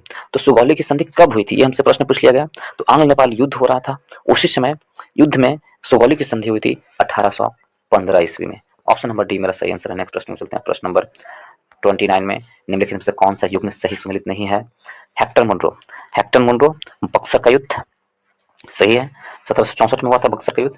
22 अक्टूबर 1764 में बक्सर का युद्ध हुआ था, 1764 में, ठीक है। लॉर्ड हेस्टिंग आंग्ल नेपाल युद्ध अभी हमने देखा, ये भी सही है। लॉर्ड वॉरेन हेस्टिंग चतुर्थ आंग्ल मैसूर युद्ध, ये गलत है। चतुर्थ आंग्ल मैसूर युद्ध ये भी सही है, क्योंकि 1798 में तो ये भारत बंगाल का गवर्नर जनरल बन ही गए थे, और चतुर्थ आंग्ल मैसूर युद्ध हुआ था 1799 ईस्वी में, तो ये सही है। 1805 ईस्वी तक रही रहे थे, तो ये भी सही है। लॉर्ड कॉर्नवालिस तृतीय आंग्ल मराठा युद्ध, गलत है, ये गलत है। तृतीय आंग्ल मराठा युद्ध किसके समय में हुआ था, तो हेस्टिंग के समय में ही तृतीय आंग्ल मराठा युद्ध हुआ था, जबकि कॉर्नवालिस के समय में तृतीय आंग्ल मैसूर युद्ध हुआ था कॉर्नवालिस के समय में। तो ऑप्शन नंबर डी मेरा गलत आंसर है, ऑप्शन नंबर डी का मिलान सही नहीं है, ठीक है। तो इस प्रकार ऑप्शन नंबर डी मेरा सही आंसर होगा। हमसे पूछा कौन सुमेलित नहीं है, तो ऑप्शन नंबर डी सुमेलित नहीं है। लॉर्ड कॉर्नवालिस के समय में नहीं हुआ था तृतीय आंग्ल मराठा युद्ध, क्यों, तृतीय आंग्ल मराठा युद्ध हुआ था 1817 से 18 के बीच में, 1718 के बीच में तृतीय आंग्ल मराठा युद्ध हुई थी, जबकि लॉर्ड कॉर्नवालिस का कार्यकाल था 1786 से 93 तक, और इनके समय में तृतीय आंग्ल मैसूर युद्ध हुआ था, न कि मराठा युद्ध। तो ऑप्शन नंबर डी मेरा सही आंसर है। नेक्स्ट प्रश्न में चलते हैं, प्रश्न नंबर 30 की ओर। तृतीय आंग्ल मराठा युद्ध संबंधित है, तो अभी हम जस्ट देखा तृतीय आंग्ल मराठा युद्ध किससे संबंधित है, तो हेस्टिंग के द्वारा संबंधित है। ऑप्शन नंबर सी मेरा सही आंसर होगा। नेक्स्ट प्रश्न में चलते हैं, और तृतीय आंग्ल मराठा युद्ध कब से कब हुआ था, 1817-18 में, ठीक है। नेक्स्ट प्रश्न में चलते हैं, प्रश्न नंबर 31। टॉमस मुनरो किन वर्षों में मद्रास के गवर्नर रहे, हमसे ये प्रश्न पूछा है कि मद्रास के गवर्नर रहे थे टॉमस मुनरो, तो किस वर्ष रहे थे। 4 ऑप्शन है। ऑप्शन ए में 1820 से 27, 1819 से 26, 1822 से 29, 1818 से 25। तो ऑप्शन नंबर ए मेरा सही आंसर होगा, 1820 से 27 के बीच में सर टॉमस मुनरो मद्रास के गवर्नर रहे थे। ऑप्शन नंबर ए सही आंसर है। नेक्स्ट प्रश्न में चलते हैं, प्रश्न नंबर 32 में तथाकथित कुशासन के आधार पर किस गवर्नर जनरल ने मैसूर राज्य के प्रशासन को ले लिया था, मैसूर राज्य के प्रशासन को अपने हाथ में ले लिया था, वो कौन गवर्नर जनरल थे। तो 4 ऑप्शन दिए हुए हैं। ऑप्शन ए में है लॉर्ड ब्लेजली, सी में लॉर्ड हेस्टिंग, बी में लॉर्ड हेस्टिंग, सी में विलियम बेंटिंग और डी में हार्डिंग। तो option number C William Bentinck वो थे जो मैसूर राज्य को 1834 में, विलियम बेंटिंग ने 1831 ईस्वी में मैसूर को तथा 1834 ईस्वी में कुर्ग एवं कछार को रियासतों को अपने प्रदेश में मिला लिया था। कौन था, तो विलियम बेंटिंग थे। मैसूर को कब, 1831 ईस्वी में, विलियम बेंटिंग। प्रश्न यहाँ पर है दोस्तों, सॉरी दोस्तों, ये प्रश्न को मैं पढ़ दिया हूँ, वो कौन थे, विलियम बेंटिंग थे। तो चलिए इस नेक्स्ट प्रश्न में चलते हैं, नेक्स्ट प्रश्न में चलते हैं। प्रश्न में लिखा जा रहा है बघात रियासत का ब्रिटिश में विलय कब हुआ था, बघात रियासत का ब्रिटिश में विलय कब हुआ था। 4 ऑप्शन है, 48 में, 50 में, 42 में, 1852 में या 1853 में। तो बघात को ब्रिटिश रियासत में 1850 ईस्वी में शामिल किए गए थे। ऑप्शन नंबर बी मेरा सही आंसर है। नेक्स्ट प्रश्न में चलते हैं, जेम्स एंड्रूज रैमजे भारत के किस गवर्नर जनरल का वास्तविक नाम था? तो जेम्स एंड्रूज रैमजे भारत का किस गवर्नर जनरल का वास्तविक नाम था? तो ऑप्शन नंबर ए डलहौजी का वास्तविक नाम था James Andrews Ramsay. Option number A Dalhousie का। ऑप्शन नंबर ए मेरा सही आंसर होगा। नेक्स्ट प्रश्न में चलते हैं। ब्रिटिश साम्राज्य में अवध का विलय हुआ था। तो ब्रिटिश साम्राज्य में अवध का विलय कब हुआ था, यह प्रश्न पूछा है। तो ब्रिटिश साम्राज्य में अवध का विलय 1856 ईस्वी में हुआ था। कब? 1856 में। नेक्स्ट प्रश्न में चलते हैं। प्रश्न नंबर 42 में अधोलिखित युग में से कौन सुमेलित है? हमसे पूछा है कौन सुमेलित है। 1849 में सतारा को विलय किया गया था? नहीं, 1849 में ये सुमेलित नहीं है। 1849 में पंजाब को, 1849 में किसे? तो पंजाब को। तो 1849 में सतारा को नहीं किया गया था, जबकि 1849 में संभलपुर को और जयपुर को विलय किया गया था। 1800 कब 49 में 1848 में देखें तो सतारा को 1848 में किया गया था, पहला था सतारा। 1856 में अवध को। तो ये सही है। हमसे पूछा कौन सुमेलित सही है, तो ऑप्शन नंबर सी मेरा सही आंसर होगा। अवध को 1856 में, ये सही है। जबकि 1855 में झांसी को, ये गलत है। 1855 में झांसी को नहीं, 1853 में झांसी को सहायक संधि के तहत, सॉरी, हड़प नीति के तहत ब्रिटिश साम्राज्य में मिला लिया गया था। तो झांसी को कब? 1853 में, ना कि 55 में। तो ये भी गलत है। तो हमसे पूछा कौन सही है, तो ऑप्शन नंबर सी मेरा सही आंसर होगा। नेक्स्ट प्रश्न में चलते हैं। प्रश्न नंबर 43 की ओर। निम्नलिखित में से किसने विलय की नीति नियोजित एवं क्रियान्वित की थी? किसने की थी विलय की नीति को? तो ऑप्शन ए में ब्लेजली, सी में हेस्टिंग, बी में हेस्टिंग, सी में डलहौजी और डी में क्लाइव। तो ऑप्शन नंबर सी में सही आंसर होगा। रॉबर्ट क्लाइव विलय की नीति को नियोजित एवं क्रियान्वित की थी। ऑप्शन नंबर सी मेरा सही आंसर होगा। नेक्स्ट प्रश्न, प्रश्न नंबर 44 की ओर। 44 में कहा जा रहा है, तो 44 में है ब्रिटिश द्वारा कुशासन का बहाना लेकर निम्नलिखित प्रांतों में से किस एक का शासक हटा दिया था? किस एक को शासक हटा दिया था? ऑप्शन नंबर ए मेरा सही आंसर होगा। अवध को 1856 ईस्वी में कुशासन का बहाना लेकर के डॉक्ट्रिन ऑफ लाइफ के द्वारा, हड़प की नीति के द्वारा अवध को हड़प लिया गया था। ऑप्शन नंबर ए मेरा सही आंसर होगा। नेक्स्ट प्रश्न में चलते हैं। प्रश्न नंबर 45 में भारत में ब्रिटिश शासन के दौरान निम्नलिखित में से राजसी राज्यों को विलय के क्रम हमसे पूछा है। राष्ट्रीय राज्यों के विलय का क्रम कौन कौन है, ये हमसे पूछ रहा है प्रश्न। यदि इसमें देखें तो झांसी को देखें, झांसी का विलय कब हुआ था? तो झांसी का 1853 ईस्वी में झांसी का विलय हुआ था, 1853 ईस्वी में। उसके बाद 1853 के बाद संभलपुर का 1849 ईस्वी में हुआ था। जयपुर और संभलपुर को 1849 में, जयपुर और संभलपुर 1849 में, और सतारा 1848 ईस्वी में। तो हमसे कालक्रम के अनुसार से जाने कह रहा है। सबसे पहले सतारा आएगा 3, उसके बाद 2 आएगा संभलपुर, उसके बाद 1 झांसी आएगा। तो ऑप्शन नंबर सी मेरा सही आंसर होगा। नेक्स्ट प्रश्न में चलते हैं। प्रश्न नंबर 46 की ओर। 46 में कहा जा रहा है, 45 से 46 की ओर, डलहौजी की विलय नीति का प्रथम शिकार निम्नलिखित में से कौन था? तभी हम जस्ट दिखाएं, डलहौजी की विलय नीति का प्रथम शिकार सतारा था 1848 ईस्वी में, सतारा, और संभलपुर 1849 में, झांसी 1853 में, करौली 1855 में। तो इस प्रकार ऑप्शन नंबर बी मेरा सही आंसर होगा। नेक्स्ट प्रश्न चलते हैं। प्रश्न नंबर 47, अंग्रेजों द्वारा सिंध विजय संपन्न हुआ था। किसके समय सिंध विजय संपन्न किया गया था? कौन अंग्रेज था? एलन बेरो के समय में, हार्डिंग्स के समय में, ऑकलैंड के समय में, एमहर्स्ट के समय में? ऑप्शन नंबर ए एलन बेरो के समय में। एलन बेरो का कार्यकाल 1842 से 44 के समय में था, 1842 से 44 के समय में। और एलन बेरो ने सिंध पर विजय घोषित किया था 1843 ईस्वी में। कब? 1843 ईस्वी में। प्रथम आंग्ल अफगान युद्ध का प्रमुख परिणाम था सिंध विजय। प्रथम आंग्ल अफगान युद्ध का जो क्या था, परिणाम था सिंध विजय। कब हुआ था? 1843 ईस्वी में सिंध विजय कर लिया गया था। तो ऑप्शन नंबर ए एलन बेरो के समय में। नेक्स्ट प्रश्न में चलते हैं। प्रश्न नंबर 48 की ओर। 48 में कहा जा रहा है, सिंध पर ब्रिटिश ने कब्जा किया था। कौन ब्रिटिश ने कब्जा किया था? तो एलन बेरो ने किया था। कब किया था? तो एलन बेरो ने 1843 में सिंध पर कब्जा कर दिया था। ऑप्शन नंबर ए मेरा सही आंसर होगा। नेक्स्ट प्रश्न में चलते हैं 49 की ओर। 49 में कहा जा रहा है, प्रश्न नंबर 49 में है, निम्नलिखित में से कौन अवध का ब्रिटिश रेजिमेंट था जब अवध का ब्रिटिश साम्राज्य में विलय हुआ था? उस समय कौन अवध का ब्रिटिश रेजिमेंट था, हमसे पूछ रहा है। ये नहीं पूछा कि उस समय गवर्नर जनरल कौन थे, लेकिन हमसे पूछा जा रहा है कि अवध का ब्रिटिश रेजिमेंट कौन थे जब अवध का विलय कर दिया गया था। ये प्रश्न पूछा है। यदि हम इसे देखें तो वो कौन थे? 4 ऑप्शन है। जेम्स ऑट्रम थे, W.H. स्लीमन थे, विशेष हैपर थे, या जनरल लो थे।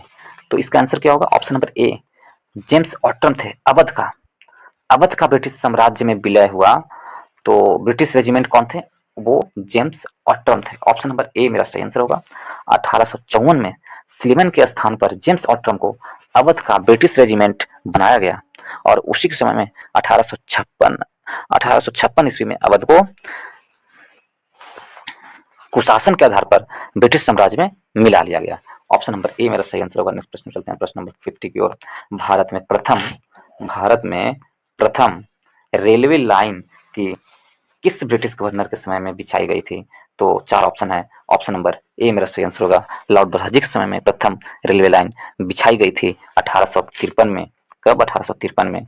कहां से कहां के बीच में? बंबई से थाने के बीच में डलहौजी के समय में प्रथम रेलवे लाइन बिछाई गई थी। नेक्स्ट प्रश्न चलते हैं, प्रश्न नंबर 51 की ओर। 51 में भारत में प्रथम रेल लाइन का निर्माण किन नगरों के बीच हुआ था? तो भारत में प्रथम रेल लाइन का निर्माण, 4 ऑप्शन है इसमें से, हड़प्पा और श्रीरामपुर, और बी में बंबई और थाने, सी में मद्रास से गुंटूर, और डी में दिल्ली और आगरा। तो ऑप्शन नंबर बी, मुंबई से थाने के बीच में प्रथम रेलवे लाइन का निर्माण किया गया था। नेक्स्ट प्रश्न चलते हैं, प्रश्न नंबर 52 में। भारत में पहली रेलवे लाइन कब शुरू हुई थी? तो जस्ट हमने पढ़ा है, भारत में रेलवे लाइन 1853 ईस्वी में लॉर्ड डलहौजी के समय में मुंबई से थाने के बीच में हुई थी। नेक्स्ट प्रश्न चलते हैं, प्रश्न नंबर 53 की ओर। किस कंपनी ने सर्वप्रथम भारत में रेल यात्रा प्रारंभ की थी? वो कंपनी का क्या नाम है जिन्होंने रेल लाइन यात्रा शुरू की थी? तो 4 ऑप्शन है। ईस्टर्न रेलवे, बी में ग्रेट इंडिया पेनिनसुला रेलवे, सी में मद्रास रेलवे, डी में अवध तिरहुत रेलवे। तो ऑप्शन नंबर बी मेरा सही आंसर होगा। 1853 ईस्वी में बंबई के बोरी बंदर स्टेशन से थाने के मध्य भारत को में सर्वप्रथम रेल यात्रा का प्रारंभ ग्रेट इंडियन पेनिनसुला रेलवे द्वारा किया गया था। ऑप्शन नंबर बी मेरा सही आंसर होगा। नेक्स्ट प्रश्न पे चलते हैं, 1853 में। नेक्स्ट प्रश्न चलते हैं, प्रश्न नंबर 54 में। ब्रिटिश भारतीय राज क्षेत्र का अंतिम प्रभुत्व विस्तार हुआ। ब्रिटिश भारतीय राज क्षेत्र का अंतिम प्रभुत्व विस्तार कब, किस समय में हुआ था? तो बहुत अच्छा प्रश्न है। और ब्रिटिश राज्य का अंतिम बार विस्तार कब हुआ था, ये हमसे प्रश्न पूछा है।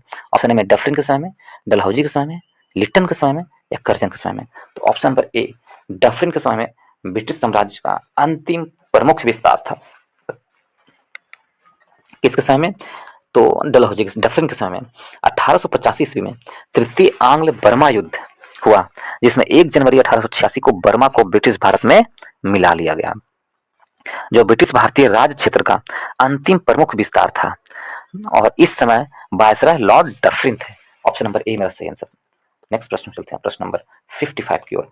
पब्लिक वर्क्स डिपार्टमेंट को 1845 से 55 के दौरान स्वरूप देने वाला थे, वो कौन थे? पब्लिक वर्क्स डिपार्टमेंट का स्वरूप 1845 से 55 के बीच में। तो ये कौन होंगे? 1845 से 55 के बीच में कौन थे? तो 1848 में बने थे लॉर्ड डलहौजी। तो ऑप्शन नंबर ए मेरा सही आंसर हो जाए, लॉर्ड डलहौजी होंगे। ऑप्शन नंबर ए सही है। नेक्स्ट प्रश्न में चलते हैं, प्रश्न नंबर 56 की ओर। 56 में कहा जा रहा, विधवा पुनर्विवाह अधिनियम किसके शासनकाल में क्रियान्वित किया गया? तो विधवा पुनर्विवाह अधिनियम किसके शासनकाल में क्रियान्वित किया गया? ऑप्शन ए में डलहौजी के, बी में कैनिंग के, सी में हेनरी, और डी में लॉर्ड लॉरेंस। विधवा पुनर्विवाह अधिनियम लॉर्ड कैनिंग के समय में। ऑप्शन नंबर बी मेरा सही आंसर होगा। और ईश्वर चंद्र विद्यासागर के अथक प्रयासों के फलस्वरूप लॉर्ड कैनिंग के समय में विधवा पुनर्विवाह अधिनियम 1856 पारित किया गया। कौन? 1856 पारित हुआ, और यह नियम 15 के तहत विधवा पुनर्विवाह को वैध माना गया। तो इस प्रकार ऑप्शन नंबर बी मेरा सही आंसर होगा। वो वायसराय कौन थे? कैनिंग थे। नेक्स्ट प्रश्न में चलते हैं, प्रश्न नंबर 57 की ओर। यदि 57 में चले तो 1 नवंबर 1858 ईस्वी को महारानी विक्टोरिया का घोषणा पत्र इलाहाबाद में पढ़कर सुनाया था। तो घोषणा पत्र इलाहाबाद में जो पढ़कर सुनाया था वो कौन थे, जो 1 नवंबर 1858 में कहाँ पढ़कर सुनाए थे? इलाहाबाद में। वो कौन वायसराय थे? तो 1857 की महान क्रांति का सबसे महत्वपूर्ण परिणाम था महारानी की उद्घोषणा। यह उद्घोषणा 1 नवंबर 1858 को इलाहाबाद में के दरबार में भारत का प्रथम वायसराय लॉर्ड कैनिंग के द्वारा पढ़ा गया था। ऑप्शन नंबर बी मेरा सही आंसर होगा। कौन थे? लॉर्ड कैनिंग थे। नेक्स्ट प्रश्न में चलते हैं, प्रश्न नंबर 58 की ओर। 58 में प्रश्न नंबर 58 में कहा जा रहा है निम्नलिखित में से कौन एक भारत का प्रथम वायसराय था? तो भारत का प्रथम वायसराय कौन था, ये हमसे प्रश्न पूछा है। तो देखिए भारत का प्रथम बंगाल का गवर्नर कौन था? प्रथम गवर्नर क्लाइव था। बंगाल का प्रथम गवर्नर जनरल कौन था? तो वॉरेन हेस्टिंग था। अब भारत का प्रथम गवर्नर जनरल कौन था? तो लॉर्ड विलियम बेंटिंग थे। और प्रथम वायसराय इस प्रश्न में पूछा है भारत का प्रथम वायसराय कौन थे? तो लॉर्ड कैनिंग थे। कैनिंग थे जो भारत का प्रथम वायसराय थे। ऑप्शन नंबर सी मेरा सही आंसर होगा। नेक्स्ट प्रश्न चलते हैं, प्रश्न नंबर 59 में देखिए 1 नवंबर 1858 को महारानी विक्टोरिया का घोषणा पत्र पढ़कर सुनाया था लॉर्ड कैनिंग ने। कहाँ लॉर्ड कैनिंग ने पढ़कर कहाँ सुनाया था? इलाहाबाद में, कलकत्ता में, मद्रास में या बंबई में? तो ऑप्शन नंबर ए इलाहाबाद में पढ़कर सुनाया था 1 नवंबर 1858 में महारानी विक्टोरिया ने। ऑप्शन नंबर ए सही आंसर है। नेक्स्ट प्रश्न चलते हैं, प्रश्न नंबर 60 की ओर। 60 में कहा जा रहा है अपने पुत्र के स्थान पर दूसरे उत्तराधिकारी को गोद लेने के अधिकार को पुनः स्थापित किया था। कौन अपने पुत्र के स्थान पर? तो ये पद्धति किसने पुनः स्थापित किया था? डलहौजी ने ये पद्धति समाप्त कर दी थी और इस पद्धति को 1858 की सम्राज्ञी की घोषणा ने फिर से यह पद्धति को स्टार्ट कर दी थी। ऑप्शन नंबर डी मेरा सही आंसर होगा, सम्राज्ञी की घोषणा ने। नेक्स्ट प्रश्न चलते हैं, प्रश्न नंबर 61 की ओर। 61 में कहा जा रहा है महारानी विक्टोरिया को भारत की सम्राज्ञी नियुक्त किया गया। महारानी विक्टोरिया को भारत की सम्राज्ञी कब नियुक्त किया गया? काफी महत्वपूर्ण प्रश्न है। 1858 में, 1876 में, 1870 में या 1885 में? महारानी विक्टोरिया को भारत का सम्राज्ञी 1877 में घोषित किया गया था। कब? 1877 में। ऑप्शन नंबर सी मेरा सही आंसर होगा। और 1876 में एक रॉयल टाइटल्स एक्ट को पारित करके 1877 में 1 जनवरी 1877 को दिल्ली दरबार में भारत की सम्राज्ञी घोषित किया गया था महारानी विक्टोरिया को।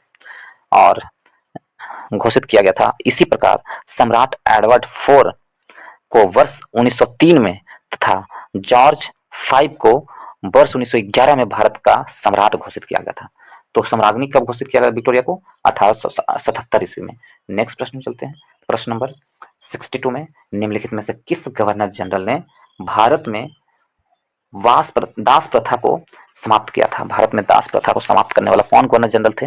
4 ऑप्शन है इसमें से ऑप्शन नंबर बी मेरा सही आंसर होगा। लॉर्ड एलन वेरो दास प्रथा को समाप्त किया था 1843 ईस्वी में। कब? 1843 ईस्वी में एक्ट 5 के तहत एक्ट 5 के द्वारा भारत में तत्कालीन गवर्नर जनरल लॉर्ड एलन बेरो ने दास प्रथा का उन्मूलन किया था और इसका कार्यकाल 1842 से 44 ईस्वी तक था। नेक्स्ट प्रश्न में चलते हैं, प्रश्न नंबर 63 की ओर। निम्नलिखित युग में से कौन सा एक सही सुमेलित नहीं है? तो यदि हम चेक करें लॉर्ड कॉर्नवालिस अस्थायी बंदोबस्ती सही है। 93 में लॉर्ड ब्लेजली चतुराई निष्कर्षण कौन सही है? ये हमसे प्रश्न पूछा है, कौन सही है? तो ऑप्शन नंबर ए मेरा सही है, बाकी सब गलत है। देख लीजिए लॉर्ड कॉर्नवालिस अस्थायी बंदोबस्ती स्टार्ट किया था 1700 लॉर्ड कॉर्नवालिस अस्थायी बंदोबस्ती स्टार्ट किए थे कब? 1793 ईस्वी में। ये सही है, ये बिल्कुल सही है, ठीक है। जबकि चतुराई नीति, ये जो चतुराई पूर्ण निष्क्रियता की नीति जो था, चतुराई पूर्ण निष्क्रियता की नीति, ये जॉन लॉरेंस ने स्टार्ट किया था। किसने? जॉन लॉरेंस ने। तो ब्लेजली नहीं होगा, ये गलत है, जॉन लॉरेंस होगा। और सहायक संधि डलहौजी ने नहीं शुरू किया था, लॉर्ड ब्लेजली ने सहायक संधि की शुरुआत की थी। किसने किया था? लॉर्ड ब्लेजली ने। और भारतीय राष्ट्रीय कांग्रेस की स्थापना कैनिंग के समय में नहीं होती, डफरिंग के समय में हुआ था। डफरिंग के समय में हुआ था भारतीय राष्ट्रीय कांग्रेस की स्थापना। और डलहौजी के समय में व्यापक सिद्धांत लाया गया था और कैनिंग के समय में बंगाल हड़प की नीति था। करजन के समय बंगाल हड़प की नीति। तो इस प्रकार ऑप्शन नंबर ए केवल सही है, बाकी सब गलत है। नेक्स्ट प्रश्न चलते हैं, प्रश्न नंबर 64 की ओर। कार्नवालिस अस्थायी बंदोबस्ती हमसे पूछा कौन सुमेलित नहीं है? तो कार्नवालिस अस्थायी बंदोबस्ती सही है, लॉर्ड ब्लेजली सहायक संधि सही है, लॉर्ड डलहौजी व्यापक सिद्धांत सही है, लॉर्ड कैनिंग उच्चतम निष्क्रियता, तो ये गलत है। ऑप्शन नंबर डी मेरा सही सुमेलित नहीं है, तो इस प्रकार ऑप्शन नंबर डी मेरा सही आंसर होगा। नेक्स्ट प्रश्न में चलते हैं, प्रश्न नंबर 65 की ओर। 65 में कहा जा रहा है अस्थायी बंदोबस्ती किस शासनकाल में प्रारंभ किया गया था? तो अस्थायी बंदोबस्ती लॉर्ड कर्नवालिस के समय में 1793 ईस्वी में प्रारंभ किया गया था। नेक्स्ट प्रश्न में चलते हैं, प्रश्न नंबर 66 की ओर। निम्नांकित में से सही सुमेलित नहीं है। लॉर्ड कर्नवालिस अस्थायी बंदोबस्ती सही है, ब्लेजली सहायक संधि सही है, लॉर्ड हेस्टिंग द्वितीय आंग्ल मराठा युद्ध। लॉर्ड हेस्टिंग हमसे प्रश्न पूछा जा रहा है कि लॉर्ड हेस्टिंग द्वितीय आंग्ल मराठा युद्ध लॉर्ड हेस्टिंग के समय में हुआ था, तो ये गलत है। द्वितीय आंग्ल मराठा युद्ध लॉर्ड हेस्टिंग के समय में नहीं हुआ था। जबकि विलियम बेंटिंग 1829 में का सत्रभाषण रेगुलेशन था, तो ये सही है विलियम बेंटिंग के समय में, लेकिन लॉर्ड हेस्टिंग नहीं था। द्वितीय आंग्ल मराठा युद्ध 1803 से 1805 ईस्वी तक चला। कब से कब? 1803 से 1805 ईस्वी तक चला था द्वितीय आंग्ल मराठा युद्ध। और इस समय जो गवर्नर जनरल थे वो कौन थे? बेलेजली था। द्वितीय आंग्ल मराठा युद्ध लॉर्ड बेलेजली के समय में हुआ था, ना कि हेस्टिंग के समय में। तो इस प्रकार ऑप्शन नंबर हमसे पूछा कौन सही नहीं है, तो ऑप्शन नंबर सी सही सुमेलित नहीं है। ऑप्शन नंबर सी में सही आंसर होगा। नेक्स्ट प्रश्न में चलते हैं 67 की ओर। पेशवाई को कब समाप्त किया गया था? तो पेशवाई को कब समाप्त किया गया था? चार ऑप्शन है, इसमें से 1818 ईस्वी में पेशवाई को पूर्ण रूप से समाप्त कर दिया गया था। ऑप्शन नंबर बी मेरा सही आंसर होगा। नेक्स्ट प्रश्न में चलते हैं, प्रश्न नंबर 68 में निम्नलिखित में से किसने राजपूताना की देशी रियासतों के साथ वर्ष 1817 से 18 की अधीनस्थ संधि की बातचीत की थी? तो एक में है David Ochterlony, Charles Metcalfe, Arthur Wellesley और जॉन जॉर्ज। तो ऑप्शन नंबर बी मेरा सही आंसर होगा, Charles Metcalfe. Option number B सही आंसर है। नेक्स्ट प्रश्न में चलते हैं, प्रश्न नंबर 69 की ओर। 69 में कहा निम्नलिखित में से कौन सुमेलित नहीं है? तो कौन सुमेलित नहीं? लॉर्ड कॉर्नवालिस बंदोबस्ती, लॉर्ड ब्लेजली। कौन सुमेलित नहीं है? चार ऑप्शन है। लॉर्ड कॉर्नवालिस अस्थायी बंदोबस्ती सही है, लॉर्ड ब्लेजली सहायक संधि ये भी सही है, और फिर दो और दिया हुआ है, सर जॉन शोर आंग्ल नेपाल युद्ध, ये गलत है। आंग्ल नेपाल युद्ध सर जॉन शोर के समय में नहीं, लॉर्ड हेस्टिंग के समय में हुआ था आंग्ल नेपाल युद्ध, इनके समय में हुआ था। आंग्ल नेपाल युद्ध किसके समय में हुआ था? तो आंग्ल नेपाल युद्ध 1815 में सुगौली की संधि के तहत समाप्त हुई थी, और ये हुआ था हेस्टिंग के समय में। और लॉर्ड हेस्टिंग तृतीय आंग्ल मराठा युद्ध, ये भी सही है। लॉर्ड हेस्टिंग तृतीय आंग्ल मराठा युद्ध हुआ था, ये भी सही है। लेकिन कौन सही नहीं है, कौन मैच नहीं खा रहा है? तो ऑप्शन नंबर सी सही नहीं है। नेक्स्ट प्रश्न में चलते हैं, प्रश्न नंबर 17 की ओर। निम्नलिखित में से कौन एक सही सुमेलित है? लॉर्ड एलनबरो अवध का विलीनीकरण किया था। लॉर्ड एलनबरो 17 नंबर प्रश्न में देखें हम लोग, तो 17 में भी कौन सही है ये हमसे पूछा है। लॉर्ड एलनबरो अवध का विलीनीकरण, लॉर्ड एलनबरो के समय में अवध का विलीनीकरण हुआ था, ये सही है। एलनबरो ये बिल्कुल सही है। जो लॉर्ड एलनबरो सिंध अंग्रेज, कौन सुमेलित है ये हमसे पूछा, ये गलत है। लॉर्ड एलनबरो हमसे पूछा कौन सही है, तो लॉर्ड एलनबरो अवध का विलीनीकरण, ये गलत है। अवध का विलीनीकरण हुआ था किसके समय में? लॉर्ड एलनबरो के समय में नहीं हुआ था। तो लॉर्ड एलनबरो सिंध पर अंग्रेजी राज्य में अगस्त 1833 में सिंध पर विजय किया था किसने? एलनबरो। तो ये गलत है, ये यहाँ हो जाएगा। और अवध का विलीनीकरण कौन होगा? डलहौजी के समय में। और लॉर्ड डलहौजी कुशासन के आरोप में 1856 में अवध का विलीनीकरण किया था, तो ये लॉर्ड डलहौजी के लिए ये हो जाएगा। और लॉर्ड ब्लेजली चतुर्थ आंग्ल मैसूर युद्ध, ये सही है। लॉर्ड ब्लेजली के समय में चतुर्थ आंग्ल मैसूर युद्ध हुआ था। और सर जॉन शोर तृतीय आंग्ल मराठा युद्ध, तृतीय आंग्ल मराठा युद्ध सर जॉन शोर के समय में नहीं हुआ था। तृतीय आंग्ल मराठा युद्ध किसके समय में हुआ था? लॉर्ड हेस्टिंग के समय में हुआ था, और 1817 से 18 के बीच में। इस प्रकार ऑप्शन सी मेरा सही है, केवल यही मिलान है, बाकी सब गलत है। नेक्स्ट प्रश्न में चलते हैं, प्रश्न नंबर 71 की ओर। 71 में प्रश्न नंबर 71 में निम्नलिखित में से कौन सा युग्म सही सुमेलित नहीं है? ऑप्शन ए में कौन नहीं है सो हमसे पूछा, ये बहुत जरूरी है। इसको देखिए, नहीं है, कौन नहीं है, तो हम चेक करें। डलहौजी अवध का विलीनीकरण सही सुमेलित है। लॉर्ड डफरिन भारतीय राष्ट्रीय कांग्रेस की स्थापना सही है। विलियम बेंटिंग चार्टर एक्ट 1833 का पारित होना, तो विलियम बेंटिंग के समय में चार्टर एक्ट 1833 पास हुआ था, ये भी सही है, ये भी सही है। और लॉर्ड लिप्टन प्रथम आंग्ल अफगान युद्ध का प्रारंभ होना, तो ये गलत है। प्रथम आंग्ल अफगान युद्ध 1839 से 42 ईस्वी तक चला था, प्रथम आंग्ल अफगान युद्ध। और उस समय भारत का गवर्नर जनरल ऑकलैंड थे। कौन? ऑकलैंड थे, ना कि लिप्टन। तो इस प्रकार ऑप्शन नंबर डी मेरा सही आंसर होगा। हमसे पूछा कौन सही सुमेलित नहीं है, तो ऑप्शन नंबर डी सही सुमेलित नहीं है। ऑप्शन नंबर डी सही सुमेलित नहीं है। नेक्स्ट प्रश्न में चलते हैं, प्रश्न नंबर 72 की ओर। निम्नलिखित में से कौन चतुराईपूर्ण निष्क्रियता की नीति को के साथ जुड़ा था? चतुराईपूर्ण निष्क्रियता की नीति के साथ कौन जुड़ा हुआ था? चार ऑप्शन है, इसमें से option number D John Lawrence था चतुराईपूर्ण निष्क्रियता की नीति से जुड़ी हुई आंग्ल अफगान से संबंध में लॉर्ड एलनबेरो के काल से प्रारंभ होकर के लॉर्ड नाथब्रुक के काल तक चलती थी। और कौन इससे संबंधित है? तो ऑप्शन नंबर डी मेरा सही आंसर होगा। नेक्स्ट प्रश्न चलते हैं, प्रश्न नंबर 73 की ओर। भारत में अंग्रेजों के समय में प्रथम जनगणना हुई। भारत में अंग्रेजों, किस अंग्रेज के समय में प्रथम जनगणना हुई? नियमित जनगणना नहीं हो रहा है, प्रथम जनगणना। 4 ऑप्शन है, इसमें से ऑप्शन नंबर सी मेरा सही आंसर होगा। मेयो के समय में, सॉरी मेयो के समय, हाँ, लॉर्ड मेयो के समय में या कार्यकाल में अंग्रेजों ने प्रथम जनगणना की थी। कब? मेयो का समय 69 से 1769 से, सॉरी 1869 से 72 ईस्वी तक था मेयो के समय में। और प्रथम जनगणना की शुरुआत हुई थी कब? मेयो के समय में। लेकिन नियमित जनगणना के लिए आपसे बात किया जाए तो रिपन के समय में हुआ था 1881 ईस्वी में नियमित जनगणना। रिपन के समय में हुई थी। भारत में पहली बार नियमित जनगणना रिपन के समय में स्टार्टिंग हुई थी, लेकिन प्रथम जनगणना हुआ था मेयो के समय में। ऑप्शन नंबर सी मेरा सही आंसर होगा। नेक्स्ट प्रश्न चलते हैं, प्रश्न नंबर 74। वह कौन व्यक्ति था जिसने भारत में पहली बार जनसंख्या की जनगणना करवाई थी? पहली बार, हमसे ये नहीं पूछ रहा नियमित जनगणना, तो वो कौन सा था वायसराय या गवर्नर जनरल जो जनसंख्या की जनगणना करवाई थी? तो ऑप्शन नंबर डी मेरा सही आंसर होगा। मेयो ने करवाया था, लॉर्ड मेयो ने। ऑप्शन नंबर डी सही है। नेक्स्ट प्रश्न चलते हैं, प्रश्न नंबर 75 में किस वायसराय की हत्या अंडमान निकोबार द्वीप समूह में जब वह भ्रमण कर रहे थे एक दंडित अपराधी द्वारा की गई थी? किसके समय में दंडित अपराधी द्वारा अंडमान निकोबार में हत्या कर दी गई थी?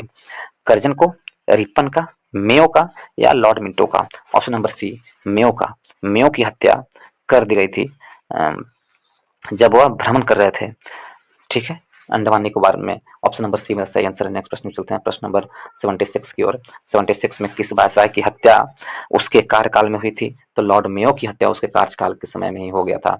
ऑप्शन नंबर बी मेरा सही आंसर है। नेक्स्ट प्रश्न चलते हैं, प्रश्न नंबर 77 की ओर। अफगानिस्तान के प्रति एक जोश भरी अग्र यानी फॉरवर्ड नीति का अनुसरण करने वाला गवर्नर जनरल कौन था? वो कौन था जो अफगानिस्तान के प्रति ऐसी नीति को अपनाया था? 4 ऑप्शन है। ऑप्शन नंबर डी लिप्टन था। कौन? लिप्टन। 1876 में लिप्टन ने वायसराय बनकर बनकर आने पर अफगानिस्तान के प्रति अपनाई गई नीति में परिवर्तन लाया और कुशल आक्रमण्यता की नीति के स्थान पर अग्रगामी नीति का अनुसरण किया। कौन? Lord Lipton. Option number D सही आंसर है। नेक्स्ट प्रश्न चलते हैं, प्रश्न नंबर 78 की ओर। कौन भारत का वायसराय सबसे दीर्घ काल तक रहा है? सबसे दीर्घ काल तक यानी सबसे अधिक समय तक, ये 4 ऑप्शन में से कौन सा वायसराय भारत में रहा है? देख ले, कर्जन। कर्जन का कार्यकाल 1899 से लेकर के कब से कब तक? 1899 से लेकर 1905 ईस्वी तक था कर्जन का कार्यकाल। तकरीबन कितना वर्ष हो गया? 7 वर्ष तक कर्जन का कार्यकाल। हार्डिंग का कार्यकाल था 1910 से लेकर के हार्डिंग का 1916 तक। हार्डिंग का कार्यकाल कितने वर्ष हो गया? 5 वर्ष, 4 वर्ष। हार्डिंग का कार्यकाल 6 वर्ष हो गया, 10 से 16, 6 वर्ष तक। डफरिन का कार्यकाल देखें, लॉर्ड डफरिन का 84 से लेकर के डफरिन का कार्यकाल 88 तक चला, ये 5 वर्ष तक रहा डफरिन का कार्यकाल, ठीक है। और मेयो का कार्यकाल 1869 से लेकर के 72 तक। तो सबसे दीर्घ कार्यकाल किसका रहा? तो लॉर्ड कर्जन का सबसे दीर्घ कार्यकाल रहा, सबसे अधिक तक, 99 से 1905 तक, सबसे लंबे समय तक इन चारों में से कर्जन का। ऑप्शन नंबर ए मेरा सही आंसर है। नेक्स्ट प्रश्न चलते हैं, प्रश्न नंबर 79 में कहा भारत में स्थानीय स्वायत्त शासन संस्था 1882 ईस्वी में सशक्त की गई, किसके समय में? तो 1882 में कहा जा रहा है। तो 1882 में कौन थे? तो लॉर्ड रिपन थे। ऑप्शन नंबर बी मेरा सही आंसर होगा, Lord Ripon. Option number B सही आंसर। नेक्स्ट प्रश्न चलते हैं, प्रश्न नंबर 80 की ओर। 80 में कहा जा रहा है, प्रश्न नंबर 80 में भारत में अस्थायी स्वायत्त शासन को किसने प्रोत्साहित किया था? तो ऑप्शन नंबर डी मेरा सही आंसर होगा, लॉर्ड लिप्टन ने प्रोत्साहित किया था। ऑप्शन नंबर डी सही आंसर है। नेक्स्ट प्रश्न चलते हैं, प्रश्न नंबर 81 की ओर। 81 में कहा जा रहा है इल्वर्ट बिल विवाद किससे संबंधित था?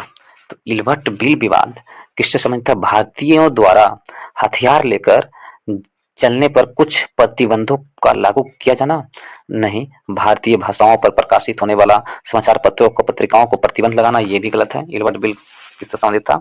यूरोप के लोगों को लोगों के मामले की सुनवाई करने के लिए भारतीय न्यायाधीशों पर लगाई गई अयोग्यता को हटाया जाना, ये सही था। इलवट बिल विवाद।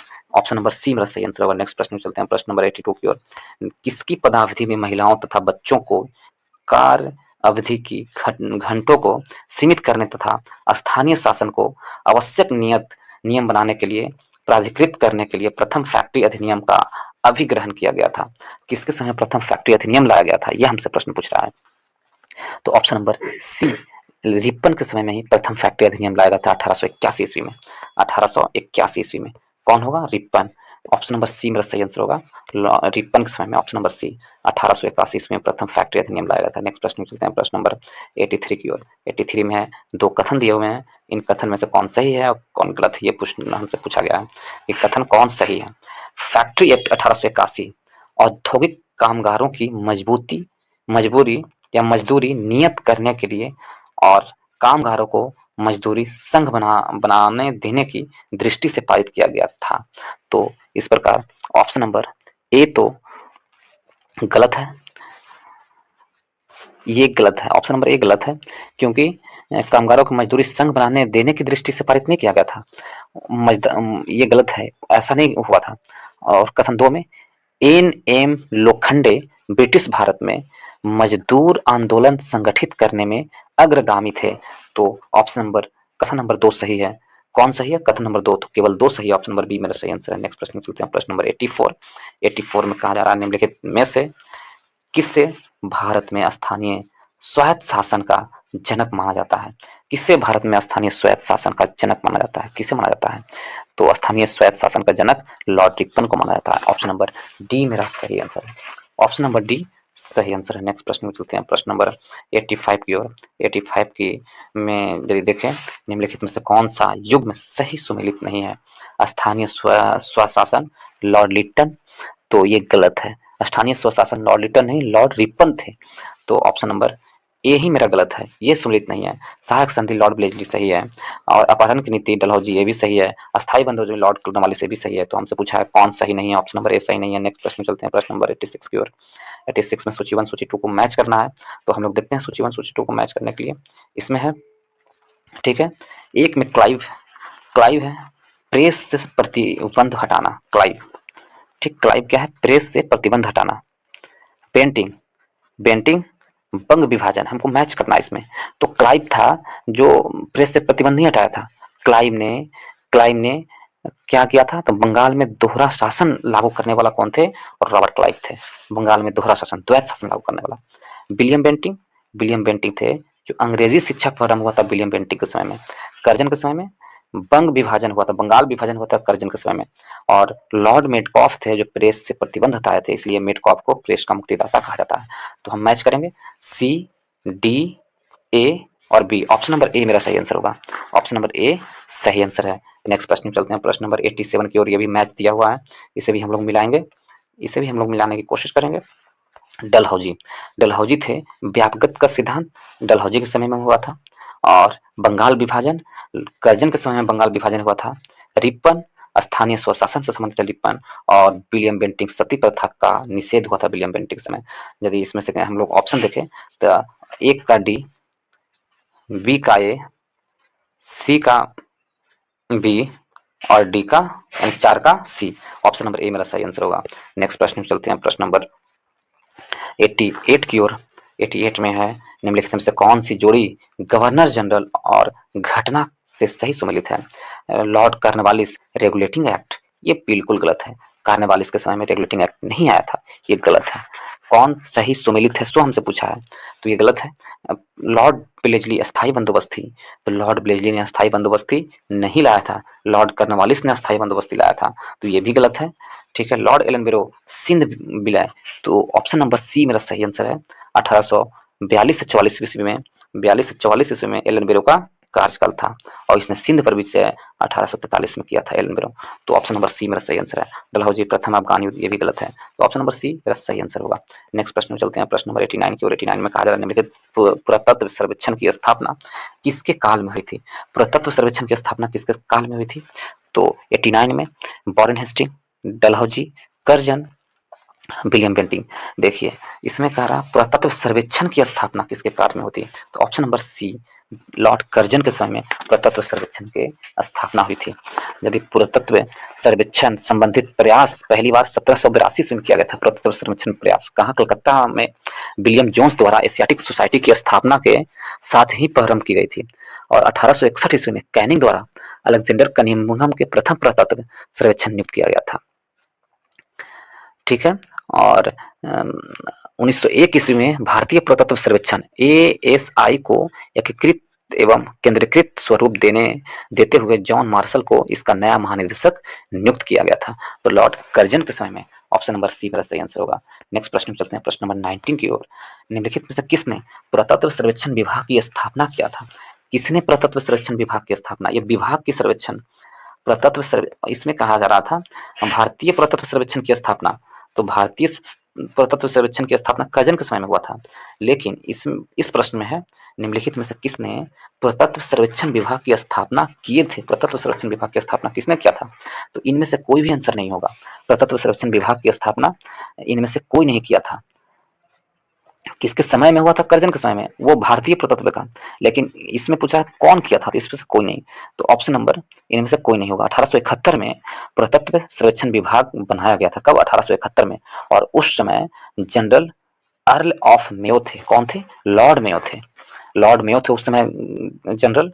तो उनके समय में ही पुरातत्व सर्वेक्षण विभाग की स्थापना। और एक और कौन थे? तो Duke of Argyll secretary of state थे। दोनों का ही सुझाव था और उन्होंने उन्हीं के समय में, मेयो के समय में पुरातत्व सर्वेक्षण विभाग की स्थापना किया गया था। कब? मेयो के समय में। तो मेयो इसमें आंसर नहीं है। नेक्स्ट प्रश्न में चलते हैं, प्रश्न नंबर 91। भारतीय पुरातत्व सर्वेक्षण विभाग की स्थापना पूछ दिया। भारतीय पुरातत्व सर्वेक्षण विभाग की स्थापना लॉर्ड कर्जन के काल में हुआ था। भारतीय कहेगा तो लॉर्ड कर्जन के काल में। ठीक है। नेक्स्ट प्रश्न में चलते हैं 1901 के आसपास। ठीक है। नेक्स्ट प्रश्न में चलते हैं, प्रश्न नंबर 92 में प्राचीन स्मारक संरक्षण एक्ट किस गवर्नर जनरल के कार्यकाल में पारित हुआ था? तो प्राचीन स्मारक संरक्षण एक्ट किस गवर्नर जनरल के कार्यकाल में पारित हुआ था? मिंटो का, लिथोको का, कर्जन का या लॉर्ड कैनिंग का? तो ऑप्शन नंबर सी मेरा सही आंसर होगा। लॉर्ड कर्जन के समय में प्राचीन स्मारक संरक्षण अधिनियम 1904 में कब लाया गया था? 1904 में प्राचीन स्मारक संरक्षण अधिनियम एक्ट 1904 में कर्जन के समय में लाया गया था। पहली बार ऐतिहासिक इमारतों की सुरक्षा एवं मरम्मत की ओर ध्यान देते हुए 50,000 पाउंड की धनराशि का आवंटन दिया गया था। कब? 1904 में लाया गया था कर्जन के समय में। ऑप्शन नंबर सी मेरा सही आंसर होगा। ऑप्शन नंबर सी सही आंसर है। नेक्स्ट प्रश्न में चलते हैं, प्रश्न नंबर 93 की ओर। 93 में भारत में कर्जन के प्रशासन की तुलना औरंगजेब से किसने की थी? तो भारत में कर्जन के प्रशासन की तुलना औरंगजेब से जेबी गोखले ने किया था। गोपाल कृष्ण गोखले ने कर्जन की प्रशासन को किससे करी थी? औरंगजेब के शासनकाल से कर दी थी। तो कर्जन का कार्यकाल 1899 से लेकर के 1905 तक था। तो ऑप्शन नंबर बी मेरा सही आंसर होगा, जेबी गोखले ने। नेक्स्ट प्रश्न में चलते हैं 94 में। भारत में ब्रिटिश साम्राज्य के दौरान निम्नांकित वायसराय का विचार कीजिए। तो ब्रिटिश साम्राज्य के दौरान कौन पहले आया? पदावधि को सही कालानुक्रम कीजिए। देखिए लॉर्ड कर्जन है, जेम्स फोर्ड है, इरविन है, हार्डिंग है। तो इन लोग को देखें हम, लॉर्ड कर्जन को देखें तो कर्जन का कार्यकाल 1899 से लेकर के कब तक था? 1905 ईस्वी तक था कर्जन का कार्यकाल। ये कर्जन का हो गया, कर्जन का कार्यकाल हो गया। ठीक है। कब से कब? 1899 से 1905 तक कर्जन का। ठीक। यदि हम हार्डिंग का कार्यकाल देखें तो हार्डिंग का कार्यकाल 1910 से लेकर के 1916 तक था हार्डिंग का कार्यकाल। जेम्स फोर्ड का कार्यकाल 1916 से लेकर के कब? 1921 ईस्वी तक था जेम्स फोर्ड का। इरविन का कार्यकाल 1926 से लेकर के 1931 तक इरविन का कार्यकाल। तो काल अनुक्रम सजाना है तो सबसे पहले कर्जन आएगा एक, उसके बाद कौन आएगा? हार्डिंग आएगा दो, एक के बाद दो, उसके बाद जेम्स फोर्ड आएंगे तीन, उसके बाद इरविन आएंगे चार। तो ऑप्शन नंबर ए मेरा सही आंसर होगा। 1 2 3 4 ऑप्शन नंबर ए सही आंसर है। 94 का। नेक्स्ट प्रश्न में चलते हैं, प्रश्न नंबर 95 में फूट डालो और राज्य करो की रणनीति अपनाई गई थी। फूट डालो और राज्य करो की रणनीति लॉर्ड कर्जन के द्वारा या मिंटो के द्वारा, डलहौजी के द्वारा या ब्लेचली के द्वारा? तो ऑप्शन नंबर ए फूट करो और राज फूट डालो और राज करो की नीति लॉर्ड कर्जन के द्वारा अपनाई गई थी। 1905 में बंगाल विभाजन इसी के तहत हुई थी, इसी नीति के तहत हुई थी, फूट डालो और राज करो। ऑप्शन नंबर ए मेरा सही आंसर होगा। नेक्स्ट प्रश्न में चलते हैं, प्रश्न नंबर 96 की ओर।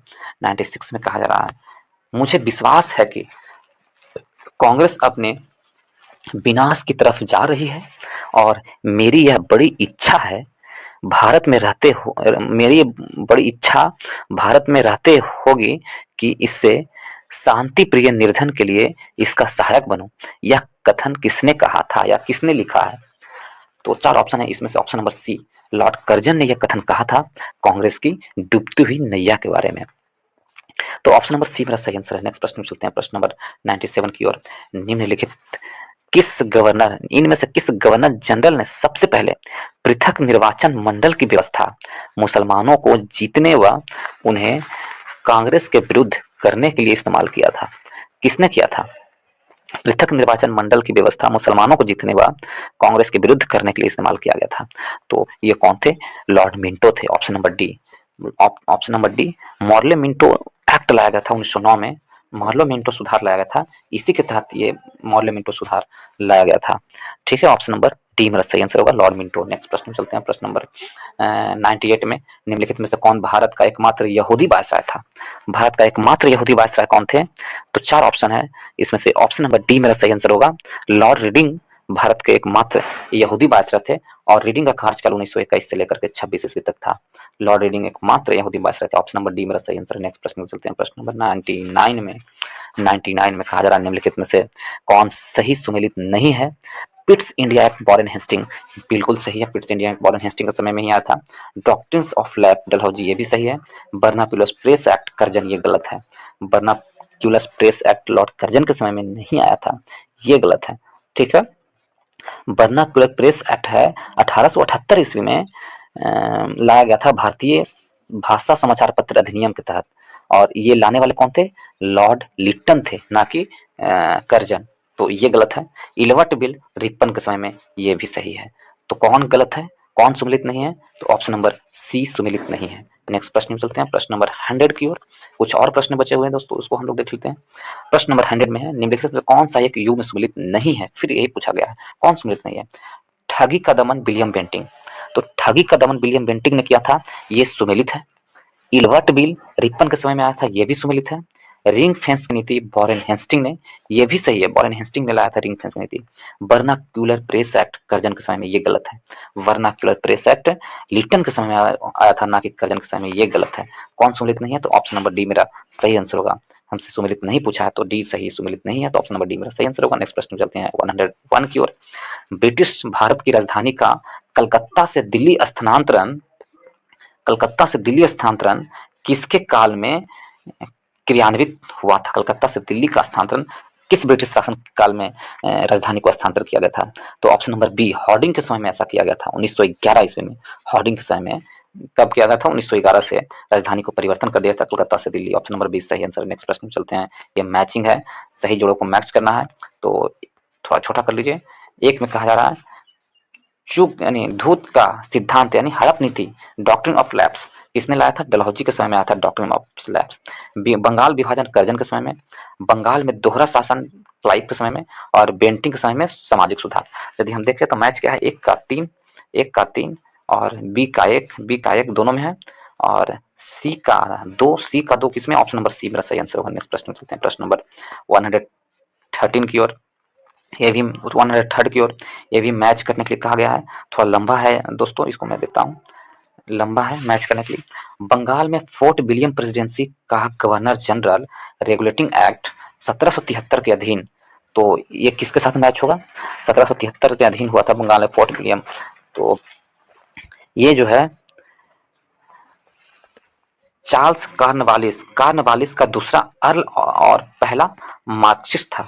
तो ऑप्शन जो ये होगा, ए का 3 होगा, ए का 3। ठीक है, फिर कहा गया है भारत का गवर्नर जनरल चार्टर 1833 के तहत, तो ये भी सही। ये इसका मैच किसके साथ होगा? ए का 3 और बी का 2 हो जाएगा, James Andrews, brown Ramsay, Dalhousie और अर्ल बेब, तो बी का 2 होगा। ठीक, और उसके बाद सी का भारत का गवर्नर जनरल और वायसराय, तो भारत का गवर्नर जनरल और वायसराय।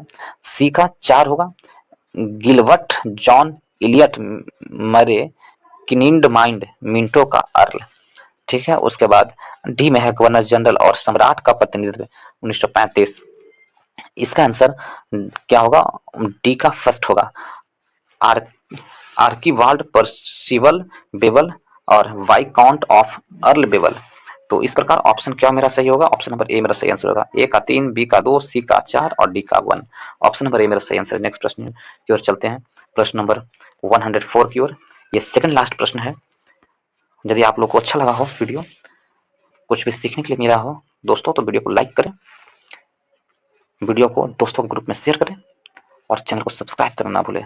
तो चलिए इसे देखते हैं, मैच करते हैं हम लोग। मैच करने के लिए कहा गया है, स्थान है संबलपुर, सतारा, अवध और झांसी। संबलपुर कब विलय किया गया था अंग्रेजों में, तो संबलपुर को 1849 ईस्वी में विलय कर दिया गया था। सतारा को 1848 ईस्वी में, अवध को 1856 ईस्वी में, झांसी को 1854 ईस्वी में। 54 नहीं 1853 होना चाहिए, लेकिन 54 है तो वो भी चलेगा। तो मैच करेंगे 1 का 2, 2 1 3 4, ऑप्शन नंबर बी होगा 2 1 4 3, ऑप्शन नंबर बी सही आंसर होगा। कौन होगा, ऑप्शन नंबर बी सही आंसर होगा। ठीक है, 1853 में अवध हो गया, सॉरी संबलपुर 1849 में, सतारा 1848 में, अवध 1856 में, झांसी 1854 में। ऑप्शन नंबर बी मेरा सही आंसर होगा। नेक्स्ट प्रश्न चलते हैं, प्रश्न नंबर 105। यह अंतिम प्रश्न होगा दोस्तों इस वीडियो का। निम्नलिखित में से किस वायसराय के कार्यकाल में भारतीयों को राय बहादुर और खान बहादुर की उपाधि प्रदान करना प्रारंभ हुआ था। 4 ऑप्शन है, इसमें से option number B Lord Lytton के समय में राय बहादुर और खान बहादुर की उपाधि देना प्रारंभ हुआ। तो ऑप्शन नंबर बी मेरा सही आंसर होगा, लॉर्ड लिटन। इसके साथ ही इस वीडियो को मैं समाप्त करता हूँ। यदि आप लोगों को अच्छा लगा हो तो वीडियो लाइक करें, कुछ भी सीखने के लिए मिला हो वीडियो को शेयर करें दोस्तों के ग्रुप में और चैनल को सब्सक्राइब करें। तो चलिए इस वीडियो को समाप्त करते हैं। तब तक के अपना ख्याल रखिएगा, पढ़ाई में व्यस्त रहिएगा। इस वीडियो को देखने के लिए बहुत बहुत धन्यवाद, बहुत बहुत धन्यवाद।